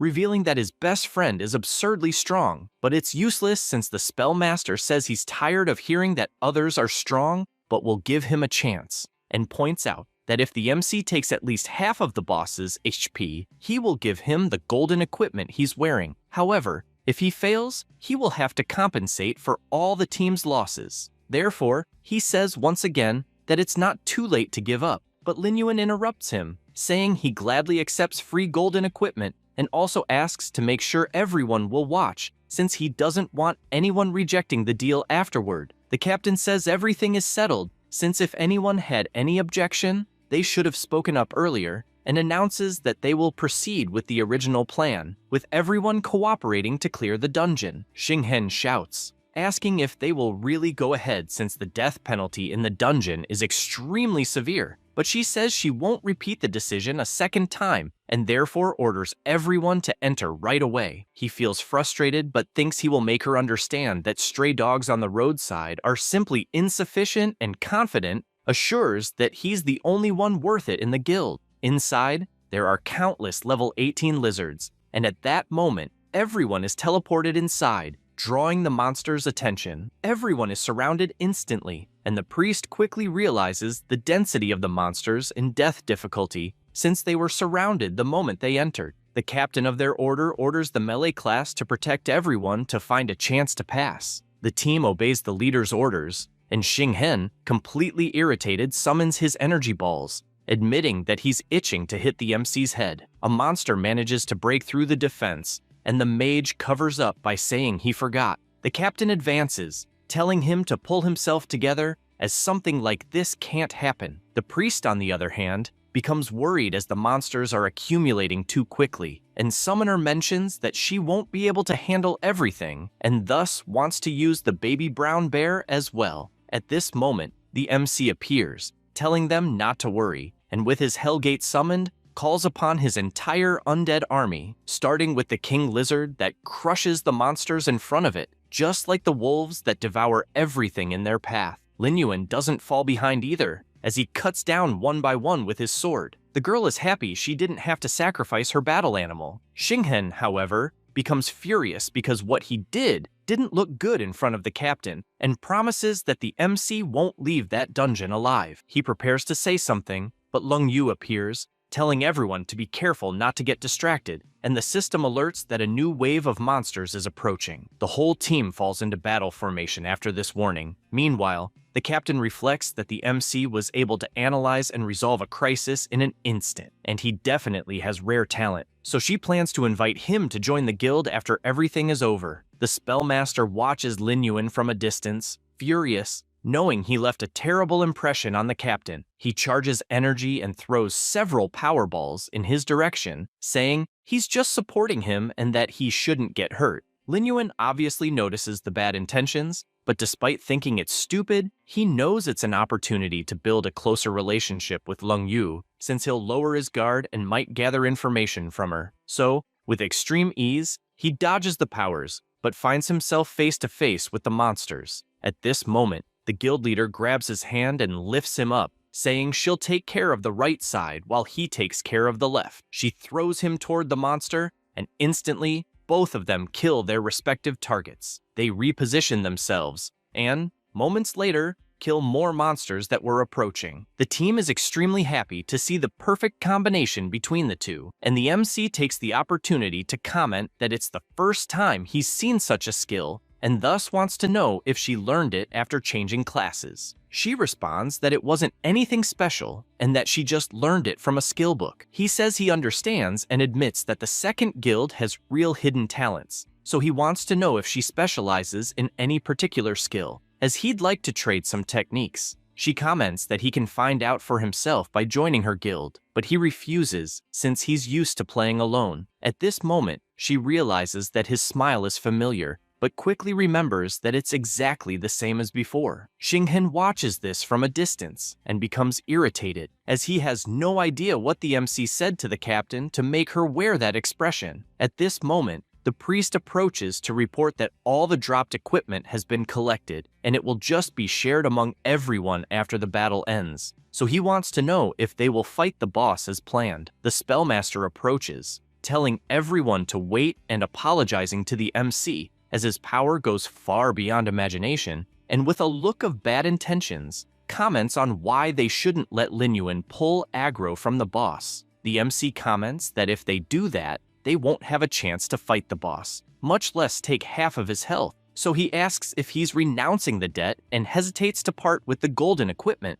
The mage finds it amusing, as he doesn't believe Lin Yuan can survive a few of the boss's moves, so he tells him not to worry, as once the mission is completed, he'll give the golden equipment. However, the captain said she disagrees, since changing the plan at the last minute could be a problem, but Xinghen asks her not to say that since Lin Yuan is grown enough to make his own decisions, and, as she could see, she liked him as a player. The MC reflects that if he wants to contact the second guild, the star mark will be a problem, and therefore he believes he needs to let things cool down a bit before dealing with him later. After thinking about it, he replies that he accepts the new challenge. Then everyone approaches the Lizard King with the MC in front. The priest, confident in his friend's strength, tells him to go all out. The spellmaster, on the other hand, finds it amusing, believing that Lin Yuan doesn't know that the boss's area skills are specifically designed against summoned beasts, so he thinks it will be fun. The MC, charging his power, imagines that this boss on death difficulty is indeed hard, but based on the experience of his previous life, he already knows absolutely all the mechanics. That said, he casts his fireball, which hits the lizard square in the face, pulling aggro toward him. Now the Ash Lizard King, level 25, is ready for battle. The players begin to worry since the boss reached level 25, and the strongest players currently are at most level 15, so the difference is huge. The monster makes its first attack, but the MC dodges, and as he repositions, he's pleased that the boss still uses the same moves as before. The entire team stays in position in case an opening appears, and the mage watches from afar, finding it fascinating to see the danger Lin Yuan is facing. At that moment, the monster attacks the team with its tail, and the captain orders Xinghen to use a quick control skill. But he says it's too late, and because of that, the strike hits the ground, throwing everyone away. She gets furious, wanting to know why the hell he's paralyzed and not doing his part. The rest of the team laments that they're already injured and will take time to recover, and therefore they wonder how they'll let Lin Yuan deal with the boss alone since that's madness. The tanker agrees and laments, as even if they leave the dungeon on death difficulty midway, the penalty will be huge. The captain prepares herself, since there's not much to do, and hopes everyone learns their lesson, because the new teammate made no mistake, it was them, and she ensures that if they keep acting like this, they'll lose their position in the guild. At that moment, the summoner draws the leader's attention, saying that somehow Lin Yuan is handling it alone. Indeed, the MC is doing well in the fight, sending out his Scorpion King. The boss uses its roar, but the attack is absurdly slow, and besides dodging, there's enough time for the Scorpion to move behind the monster, using its electric strike that causes the boss to be paralyzed. The other undead take the opportunity to advance. The captain is surprised to learn that Lin Yuan has a summoned beast with lightning attribute attacks, and even more amazing is that he knows how to handle the boss. The mage thinks the same, feeling that he himself is worth less than a summoned beast. Sun yells for everyone to recover as fast as possible to help their friend, and Xinghen, still confident, looks at the state of the battle and imagines there's no way the summons can last long, since the boss's damage alone could crush them all. Indeed, several monsters are at the end of their lives, but the MC wastes no time and uses his dark curse, instantly restoring them to 100% health. The mage sees this and finds it impossible, as he doesn't believe it's possible to restore a summoned beast's health, and he's starting to believe that the MC might kill the boss alone if things continue this way. Immediately, the leader yells for everyone to get ready, since the boss has low health and they must help, and because of that, the Lizard King enters its fury state, becoming extremely more powerful. Long Yu panics upon seeing which skill the boss used and warns everyone to be careful, since it's the boss's most powerful area skill before dying. The mage becomes even more irritated since he doesn't want to let the MC get the upper hand, and still wants to earn the boss's equipment and the captain's respect. So he tells everyone to get out of the way since he will interrupt the boss's skill. He starts casting his ability, but being careless. He hits Lung Yue.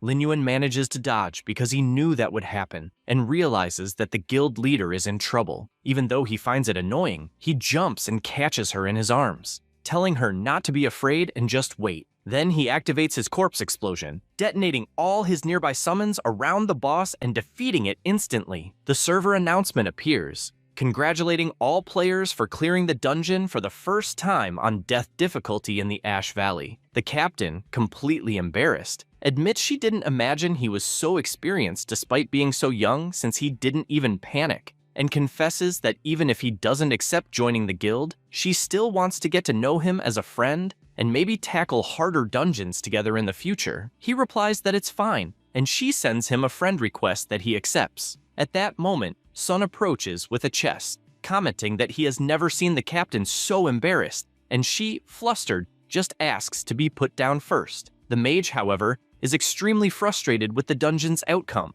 and the system shows that Lin Yuan had 87% contribution in the dungeon, so it notifies that he wants to receive the gold equipment. He gets angry about it and says to check the stats first before deciding how the loot will be divided. But the MC replies that he doesn't care about that and only wants the gold equipment as agreed. Xing Hen, although saying he will give it, asks to wait until he finds a replacement item. Lin Yuan asks if he's trying not to pay his debt, and Lung Yue decides to intervene, saying that Xing Hen's equipment probably isn't suitable for him, and therefore asks the MC to choose any reward item before anyone else, and afterward, she will buy a proper equipment out of her own pocket. He says he agrees, but in truth, instead of equipment, he prefers to exchange techniques with masters of special skills. She says that's fine since he helped a lot in the victory of that dungeon, and informs him that she will ask the guild members if they are willing to trade. Then the MC heads toward the defeated boss, as he was almost forgetting, and begins using the dark summoning on the Lizard King's corpse. At that moment, a notification arrives informing that the 3 zombie kobolds were killed in the sewer. This notification startles him, and he can't believe his summons were killed since there are no players leveling up in that place. So he wonders if the Snake Master was responsible. He knows he should take this opportunity to meet him, so he runs toward the portal, while the priest shouts that he hasn't even taken any reward equipment yet. After reaching the sewer, he starts searching using his invisibility, and, upon arriving where his summons were defeated, notices there are no signs of battle nearby and that the undead were strangled to death, meaning the perpetrator is very skilled at it. In addition to that, he notices that his summon has a snake bite, and the small snakes in that place wouldn't be enough to leave such large marks. As soon as he thinks about it, he feels a strange sensation, as if something is approaching him, and when he turns around, his certainty increases that the Snake Master is responsible, as once again, a demonic bone-eating snake appears attacking him. After dodging the attack, he prepares his magic and fires countless fireballs, knowing he needs to be careful since the abilities of a high-level snake are unknown. The monster starts destroying the ground and appears behind Lin Yuan, who manages to block the bite at the last moment by instinct. He summons his giant wolf, which charges into the attack, forcing the snake to retreat at that moment. MC does the same, and imagines that the Snake Master is hiding in the dark while controlling his monsters, so he needs to find him first. Hardly thinking about it, and when he looks to the side, he discovers his opponent's location, and because of that, he runs at full speed and, equipping the Shadow Fist, unleashes a powerful attack toward the gate, but upon hitting, it doesn't have much effect. He reflects on this and realizes that the door has traces left behind by him, so he knows that this is where the King Snake is. Amid these thoughts, 2 more snakes appear attacking, and he immediately activates his invisibility, leaving them confused since the target simply disappeared. A voice emerges from the darkness saying that he will not fall for this trick. It was the Snake Master, making it clear that he will not tolerate anyone else knowing the secrets of the sewer since it is his territory. A movement appears in the sewer water,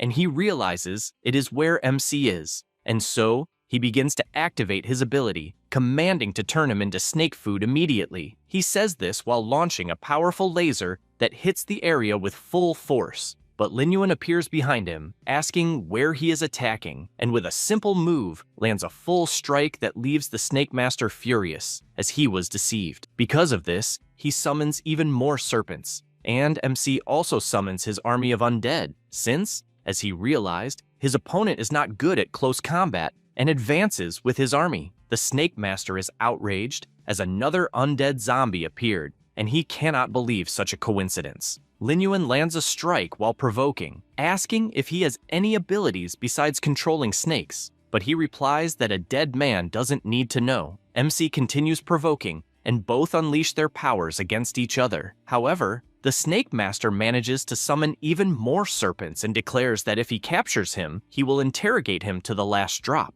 Lin Yuan is surprised since his opponent is using the terrain well, which is not surprising, as he is a subordinate of the first believer, and thus he knows he must capture him at any cost. So without hesitation, he cuts the monsters into pieces. The Snake Master becomes even angrier and fires another laser, and Lin Yuan decides to use this opportunity to trick his opponent so they approach each other, letting the attack hit his body. Because of this, several snakes trap his body, and he realizes that although the control effect is powerful, they are extremely slow. The man approaches, saying he even thought he had made a mistake, but ended up discovering that MC is a necromancer and finds it a pity that he is not very skilled. Lin Yuan asks what he is talking about when he says he is a necromancer, and cannot understand how the man knew just the class and how he knew the abilities of a necromancer. Dean questions how he heard about the boss since they have been in that place for quite some time. However, the MC smiles and says he asked the same thing and that in a few moments he will make him tell everything. He says this, and his summoned serpents seize the mage's staff, which makes him furious since his snakes were turned into dead spirits. Lin Yuan warns that dead people and souls are infinite, while his snakes continue to be slain, and therefore tells him to give up the fight. However, he refuses, saying he would never do that, and runs away since he doesn't want to be caught by any bastard. It's useless, as the MC breaks free from the magic and activates his corpse explosion, making his summons go to the target's side and explode with full power, destroying everything around, in addition to the entwine skill also being activated. The MC lets his target escape, but at least identifies the area of activity of the Serpent Masters, and knows that if he learns to free himself from control, the snakes will be nothing more than undead materials. At this moment, he notices a glow among the rubble and, upon picking it up, realizes it's a pocket watch. There's no attribute panel, and therefore it shouldn't be equipment. In other words, if it's hidden in the Guild of the Moon of the Mirrored Flower, then it's the best moment to meet Leng Yue. Thinking about this, he sends a message to the guild leader, wanting to know if she'll be available that night and if they could talk about what happened in the Valley of Ashes. Sometime later, already at night, the two meet and she apologizes for being late while immediately showing which golden equipment she'll give him as agreed. He notices it's the Ring of Concentration, which increases spirit by 20 and mana limit by 200, besides having quick meditation, which increases mana regeneration speed by 30%, and when mana is below 25%, regeneration speed increases to 40%. He finds it interesting since, ever since he got the corpse explosion skill, his mana consumption has been quite high, so it's a good choice. However, it doesn't stop there, as the guild leader says she also has more drops from the Valley of Ashes to deliver, so he should choose first. Starting with the Shining Chestplate, which increases Constitution by 30, 10, and Strength by 20, besides reducing received damage by 10%. Next, the Meteoric Dagger, which increases attack power by 30, movement speed by 20, and critical damage by 15, and has an additional skill that increases damage by 7% and attack speed by 7% upon dealing damage. Lastly, the Skill Scroll, which increases skill proficiency by 100 points after use. he doesn't think twice and chooses the skill scroll, placing it in his inventory along with the ring of concentration. Lung Yue comments that she even thought he was a very solitary person and didn't expect him to live in such a lively place. Lin Yuan replies that he was leveling up in the sewers that day and met a master, and the guild emblem was very similar to hers, and he wanted to discuss it, but was afraid of being inconvenient. She finds it strange to be related to the sewers and says she'll ask the guild about it. Then he gives her the pocket watch and says the person in question dropped it, so he wants to know if the item reminds her of anyone. She takes his hand to see it better and quickly realizes it doesn't look like equipment, and in fact, it's the first time she's seen that accessory. The MC understands the situation and just asks her to question the members about the sewers, since it's a very important matter. Then he asks if her members won't be upset about simply having to give away golden equipment. She replies that the spellmaster was indeed very angry, but the fault was entirely his. Then she reinforces that the MC looks a lot like her brother, to the point she can barely tell them apart, and that if he were still alive, they would be the same age. Lin Yuan gives his condolences and inwardly realizes that indeed the girl had shown some strange reactions when they first met. She puts the watch back on the table and asks him to prepare some anti-electricity potions since they will need them soon, and the MC concludes that the order already knew about the next special dungeon with the thunder attribute and that it is a shame for everyone that the anti-electricity potion formula is in her hands. After thinking about this, he stands up and says he will leave, and she asks to go with him. As the two walk, the spellmaster watches from afar and, furious,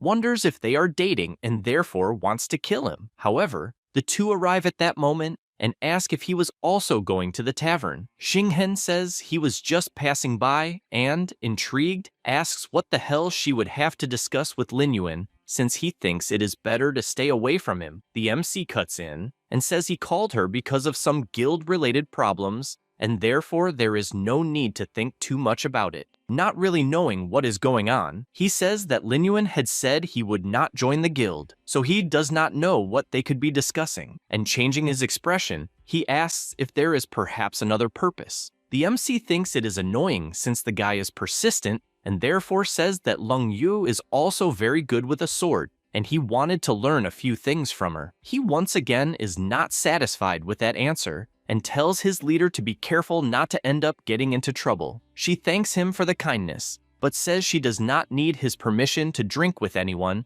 and then walks away while saying she only saved his gold equipment, and is therefore disappointed. Xinghen finally understands what the meeting is about, apologizes for the misunderstanding, and is forced to watch the two leave together once again. He becomes furious because everything that is happening is the MC's fault, and therefore wants to kill him at all costs. He goes somewhere else, and, finding a person, asks for help with the crime he wants to commit. The man in question asks what his prey will be, but asks to finish drinking first. The spellmaster guarantees he will pay double the reward once it is done, but that he must ensure the target's death. The man is surprised since he is willing to spend an absurd amount of money, and therefore accepts. Xinghen starts to leave, and with his bizarre face, tells him to remember that it must be in a public place with many people, since he must torture him slowly. As the man watches his target, he can only imagine that it is someone familiar. After that, the next day, the MC gives the watch to Doug to analyze, and he admits he has never seen a pocket watch like that before, and believes he should try his luck with the Scorpion Tail Knights if he manages to get in. Lin Yuan takes it back and thanks him since he expected nothing less from an experienced NPC. Doug then says that unfortunately, he has retired and it is difficult to see his master without a valid reason. At that moment, a woman appears and asks Doug how he has been and says she has delicious food. He introduces the girl and says he is feeling much better, and also mentions that if anyone wants to ask something to the Scorpion Tail Knights, they should ask her since she is the captain's daughter. However, she says she is no longer his daughter and is just a tailor who makes a living on her own. The MC suggests that there was a misunderstanding between them and that maybe he can help, but Doug, confused, asks if the captain, who is full of regrets, is not her father and does not understand their disagreement. Edith stays silent for a second and then asks Lin Yuan to follow her. As they walk, She says she never thought she would have the chance to give that gift to her father, and the MC says that apparently she simply never had the opportunity. She opens the box and says it is the dress she spent a year sewing, and therefore wants him to deliver it to her father and wants to know his response. He tells her to rest assured since he will deliver it as soon as possible. With that, the secret mission, Dusty Family, is activated. The activation condition was that it was necessary to treat Doug and gain a favor from him, the Scorpion Knight reputation above 0. Now it will be necessary to deliver the dress Edith personally sewed to her father. The mission level is gold and the deadline is 12 hours. After that, at the camp of the Scorpion Tail Knights Regiment, the guards spot someone approaching and order them to stop immediately, also wanting to know who it is. Lin Yuan asks them not to worry since he is there on behalf of Edith to deliver something to the captain. The guard is surprised to hear her name and asks him to wait a moment because he will report to his superior. Meanwhile, the MC thinks that this order is considered the strongest in the former kingdom of the Western Desert, and therefore building good relations is extremely advantageous. After some time, the guard returns politely asking him to follow, and they walk together until a scorpion lion passes by his side. And he knows that if he wants to obtain that unique mount, his reputation must be even higher to be able to buy it. Upon arriving at the place, the barbarian asks him to enter alone and he obeys, also knowing that the captain's strength is equivalent to that of a level 60 monster, and therefore he should not reveal that he is a necromancer. With that in mind, he asks for permission until Captain Sid turns around, and his first question is whether Edith is well. The MC replies that his daughter misses him very much and asked him to deliver something. The captain takes the item in his hand, and the MC comments that it is the dress she sewed over the course of a year and probably hopes he can feel the emotion behind the clothing. He is surprised to hear this since the girl likely worked very hard, and he questions why she does not visit him, besides it seeming that she still has passion for sewing even after years and even considers it a work of art. Sid reveals that at the time, he was very stubborn and believed his daughter should not follow such a humble profession as that of a seamstress, and ended up distancing himself from her, and because of that, they have not seen each other for 10 years. The MC is surprised since it is impressive that someone so powerful has such a tender side, and therefore he needs to find an opportunity to ask about the pocket watch. So he only says that Edith is not at fault for any of this. The man asks him to tell his daughter that he no longer cares about any glory and only wants her back in his life. Lin Yuan replies that he will deliver the message, but reveals that he has another matter he would like to discuss, and, without hesitation, shows the pocket watch, wanting to know if he recognizes its origin. Sid becomes intrigued since he has definitely never seen that style before, and then asks him to go because he needs to deliver the message. The MC says that it is fine, but before leaving the tent, the captain calls his attention and, with a serious expression, asks him to reveal his identity. The MC begins to sweat cold since he does not know if the man noticed something, but before he can respond, the captain apologizes, saying he was presumptuous for thinking something, as he is someone his daughter approved of, and therefore he should not doubt anything. Because of that, he thanks him for everything he has done and gives him the symbol of the Scorpion Tail Knights, which he will be free to use if anyone tries to intimidate him. Lin Yuan thanks him and guarantees that he will keep Edith safe. With that, the system notifies that he has earned Sid's approval and therefore gained 1,000 reputation points with the order. Now his reputation has risen to friendly level and he has obtained honorary affiliation with the Scorpion Tail Knights. The MC admits he is surprised since he never imagined he would receive the badge directly, as it is an item that can only be obtained through the captain's personal granting, and with this item, he can practically roam freely through the Western Desert. He goes to a shop since his current reputation is 1,500 and the shop should be open, so he cannot miss this opportunity. The seller greets him and shows all the items for sale, but Lin Yuan wastes no time and says he wants to buy a scorpion lion since he has the riding skill and only needs to activate the mount. The man shows the scorpion lion and says it is very expensive since it is worth 300 gold coins. The MC says that is not a problem and gives the money. Because of that, 300 gold coins were spent and the scorpion lion mount was activated. Back with Edith, she bursts into tears upon learning what her father said, and confesses that she believed he had forgotten about her long ago since he was obsessed with the knights. The MC asks her not to say that, since the captain definitely wants her on his side. With that outcome, the mission was concluded. Edith then gives a gift of gratitude and politely asks him to tell her father that she is satisfied with sewing beautiful clothes for everyone, as she wants to keep doing it. The clothing is the Dark Spirit. It increases 100 Constitution, 60 Defense, and 30 Spirit, and after being activated, grants immunity to all magic and control effects for 10 seconds. It has a cooldown of 24 hours. The MC finds it interesting that an item grants immunity to control magic, since now he will be able to completely defeat the Serpent Master. After that, he returns to the captain's tent and tells him everything Edith asked him to say, and he imagines that he should ask something about snakes, since the pocket watch did not lead him anywhere, and therefore he asks if he knows anything about snakes. Sid replies that since they expelled the civilization of the snake people, all snakes were exterminated by them. But then he asks about the dream snake and whether he is talking about that one. Lin Yuan does not know what it is about and asks if there is something special about it. He replies that as far as he knows, it is a giant snake, but the dream realm is intangible, and because of that, he does not even know where to start if he needed to go there. Then he comments that the MC is currently an honorary member of the Scorpion Tail Knights,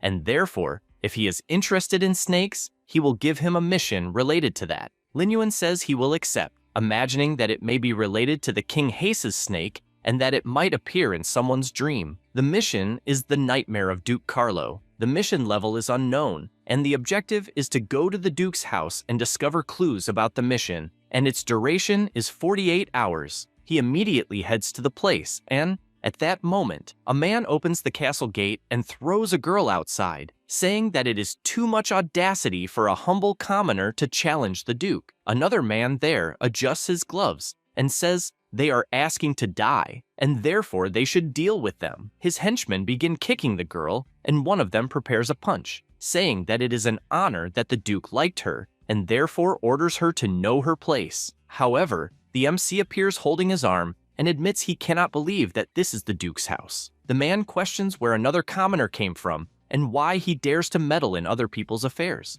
The butler approaches and asks if he wants to play the hero saving the damsel in distress. The girl on the ground warns that it is better for him to leave, since going against the Duke can only end badly, but Lin Yuan immediately knocks everyone down and stands before the butler, since causing trouble with the Duke is exactly what he was looking for, and therefore he asks where that person is. The butler, frightened, asks him not to take another step. At that moment, someone approaches. It was Duke Carlo, questioning who the commoner is that dares to touch his people, and also ordering the Scorpion Tail Knights to be notified to throw him in jail. However, the MC shows his badge and says that he was sent precisely by the order the Duke mentioned. The Duke panics, since he had no idea that there was a knight there, and therefore orders his butler to get rid of the useless people who cause trouble, since it is too idiotic not to know how to distinguish a knight from a commoner, and therefore they deserve death. Then he says that finally a knight is there, and if he solves his problem, he will recommend him to Sid, and the MC says he hopes so. Meanwhile, inside the mansion, the maids are working without rest, and the Duke says that in his dreams a giant snake chased him, and not even the experienced priest could identify its origin, and he finds it absurd that he himself, who is a Duke, has to suffer such torment. Then he shows a drawing on a piece of paper, since he asked someone to draw it,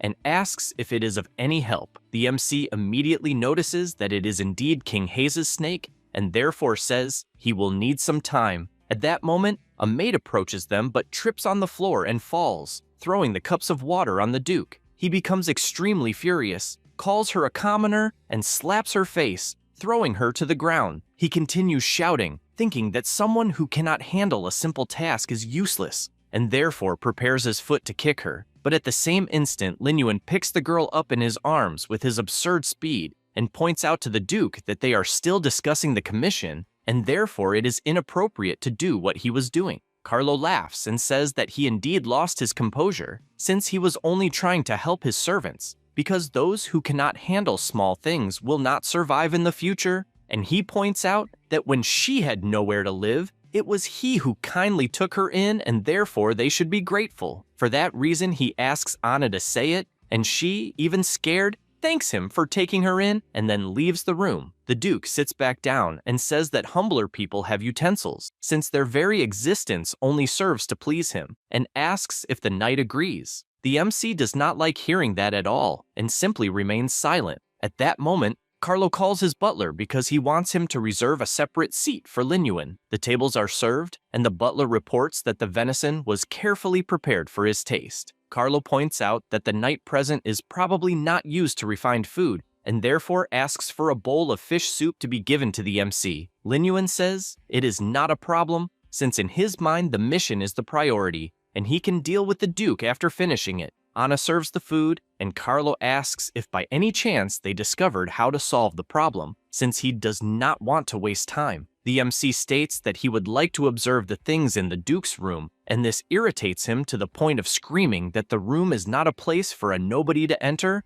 and therefore he wants him to figure it out on his own, since he is waiting for results. The MC simply observes how stupid and arrogant the fat man is, and does not know if he will have the patience to endure until the end of the mission. After all that, the MC uses his invisibility to go to the Duke's room and notices that there are many guards and that the fat man is probably hiding some secret in the place. Suddenly, a loud noise comes from inside the room, and this catches his attention. The sound was from a slap given to Maria's face, and Carlo asks if she does not know how to serve properly, since he does not want someone useless. She begs him to please let her go, but he, with his evil expression, questions whether she really believed that a knight could protect her. The butler also mocks her, saying that the MC is not even a knight and is merely a servant. Lin Yuan gets irritated hearing this, since he finally discovered how the Duke forced the maids to serve him. Carlo throws the girl to the ground once more,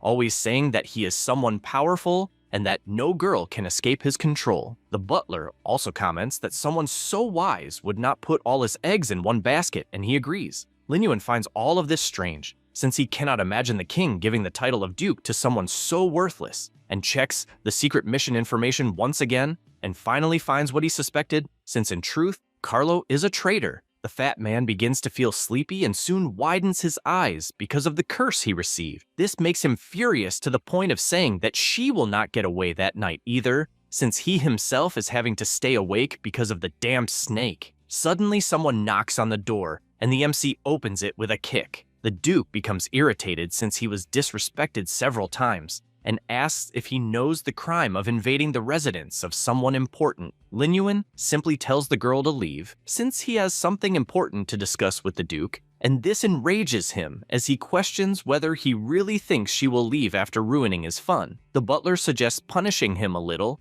and he shouts that they should hang him, since he wants to see the blood of someone inferior. The Four Eyes becomes excited and shouts to the servants, saying that someone is trying to take the Duke's life. Immediately, everyone runs to the room, and the girl, worried, asks him to run, since she does not want him to die because of her. However, he assures her that this is not a problem, and even with everyone approaching, he simply draws his sword and pulls the girl while unleashing his attacks. The mansion that seemed calm has its gate blown open since Lin Yuan has little patience. He starts to flee, but imagines that the place has many servants, and therefore it will be difficult to unleash his corpse explosion without hurting the innocent. Meanwhile, the maids watch from afar, wanting to know if the Duke will really be killed. They keep watching since the MC is massacring everyone who gets in his way. He defeats the guards and knows that all he needs to do is keep an eye on the Duke and the butler until the knights arrive. At that moment, a chain appears on his foot, and he wonders if it is a control ability since it is the perfect moment to test the ability of his outfit. Without thinking twice, he activates this ability, and therefore the control effect is removed. On the other hand, the butler does not know this, and only comments that the knights are all the same, possessing no brain at all, and states that the Duke is never without skilled warriors by his side. The maids watching from afar say that unfortunately it is over since there is nothing that can be done against the butler, who advances with his dagger to deliver the final blow, but while he strikes, Lin Yuan simply holds his arm in the air and counterattacks with the butler's own dagger, since he was not under the control effect. The Four Eyes falls to the ground extremely injured, and the Duke panics upon seeing that he will be the next, and therefore begins to scream, asking if he will rebel since he is there to fulfill a mission. But the MC says that compared to the commission, his betrayal is very serious, and the fat man trembles since he did not imagine that someone knew about it.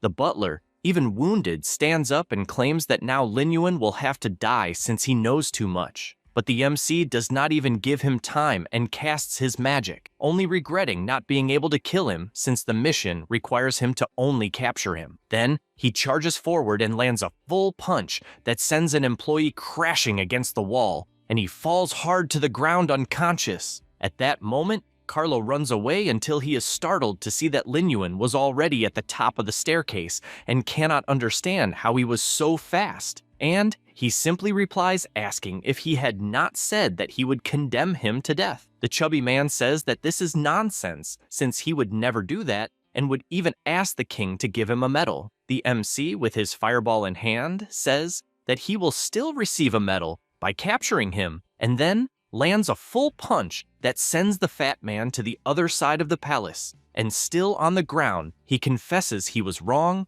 and guarantees that he will leave the lower people in peace. However, Lin Yuan simply grabs him and warns that he should think of the confession first, and he replies saying that he will give everything he wants if he lets him go, but that only earns another full punch, and this time with much more force to the point of destroying the wall behind him. At that moment, the captain of the order arrives and asks if the Duke is unharmed and where the mentor he mentioned would be. The MC replies that unfortunately the criminal is the Duke Carlo himself, and therefore they need to arrest him. Sid dismounts and confesses he cannot believe that someone of high title was the traitor, and asks for concrete evidence since attacking a duke without proof is a capital crime. Carlo begins to scream that indeed, Lin Yuan committed a capital crime since he slandered someone from the upper echelon. Sid also comments that the MC's account alone is insufficient to arrest the Duke, but at that moment, Anna approaches saying that she has evidence and reveals that she heard from the Duke himself that he was secretly plotting against the Snake People civilization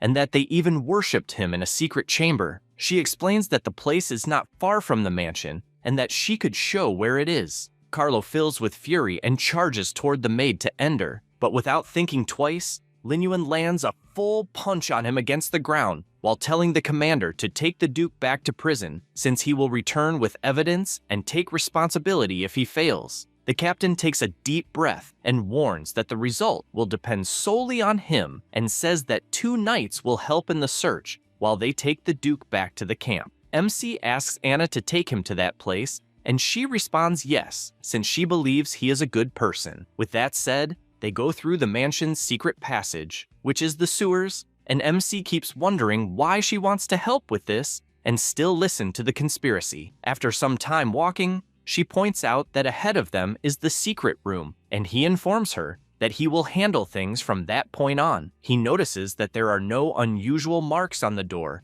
and decides to open it carefully. The knights comment that there is probably no one in the room, but at that moment, several snakes appear attacking them. But it is useless since Lin Yuan takes care of them all with extreme ease. The knights thank him since they were caught off guard, and MC reflects that for some reason Anna does not seem surprised to see the snakes and believes she may be a snake woman disguised as a human secretly interacting with the Duke. He throws a vial on the ground since it is a product that repels snakes. And as the smoke curtain rises, the girl apologizes, saying she did not know there were monsters inside, but believes the evidence is there. MC watches in silence since he does not know what to think, as the smoke had no effect on her, and he turns away believing he is overthinking. They begin walking inside, and one of the knights is surprised to see a snake man totem as well as the Duke's crest. At that moment, they hear a sound behind them, and the maid, with a completely different expression, orders the knights to pay the price for the help.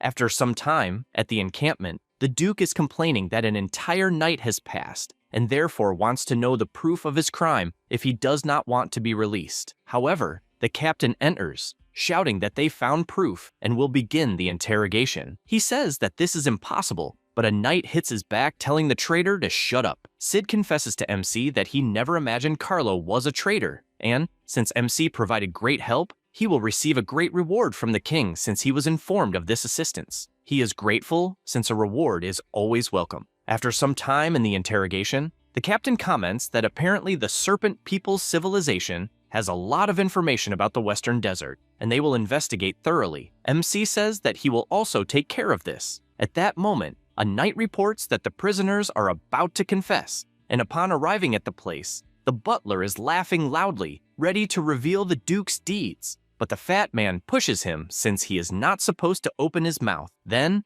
in front of the captain, he admits that he had minor dealings with other forces, but they were only minor business. However, Sid does not like hearing this at all, since they fought for the country for years, and a bastard with the title of Duke betrays them like this. With this conclusion, the system notifies MC that the mission of capturing the traitor was completed, and therefore he gained 1,000 reputation points. But he finds it strange since he did not even encounter the giant serpent and believes he missed some detail. Because of this, he turns and says he will resolve the matter of the maids. The captain asks to go ahead while he will make Carlo reveal all the secrets. After Lin Yuan leaves the room, Sid sticks his knife into the ground, completely frightening the chubby man since the interrogation is just beginning. Back at the mansion, MC begins to search the place until something catches his attention, and he notices that the item inside the box was taken and does not remember if anyone else knew about that equipment. That's all, folks. If you enjoy the video, subscribe and hit the bell. Thanks.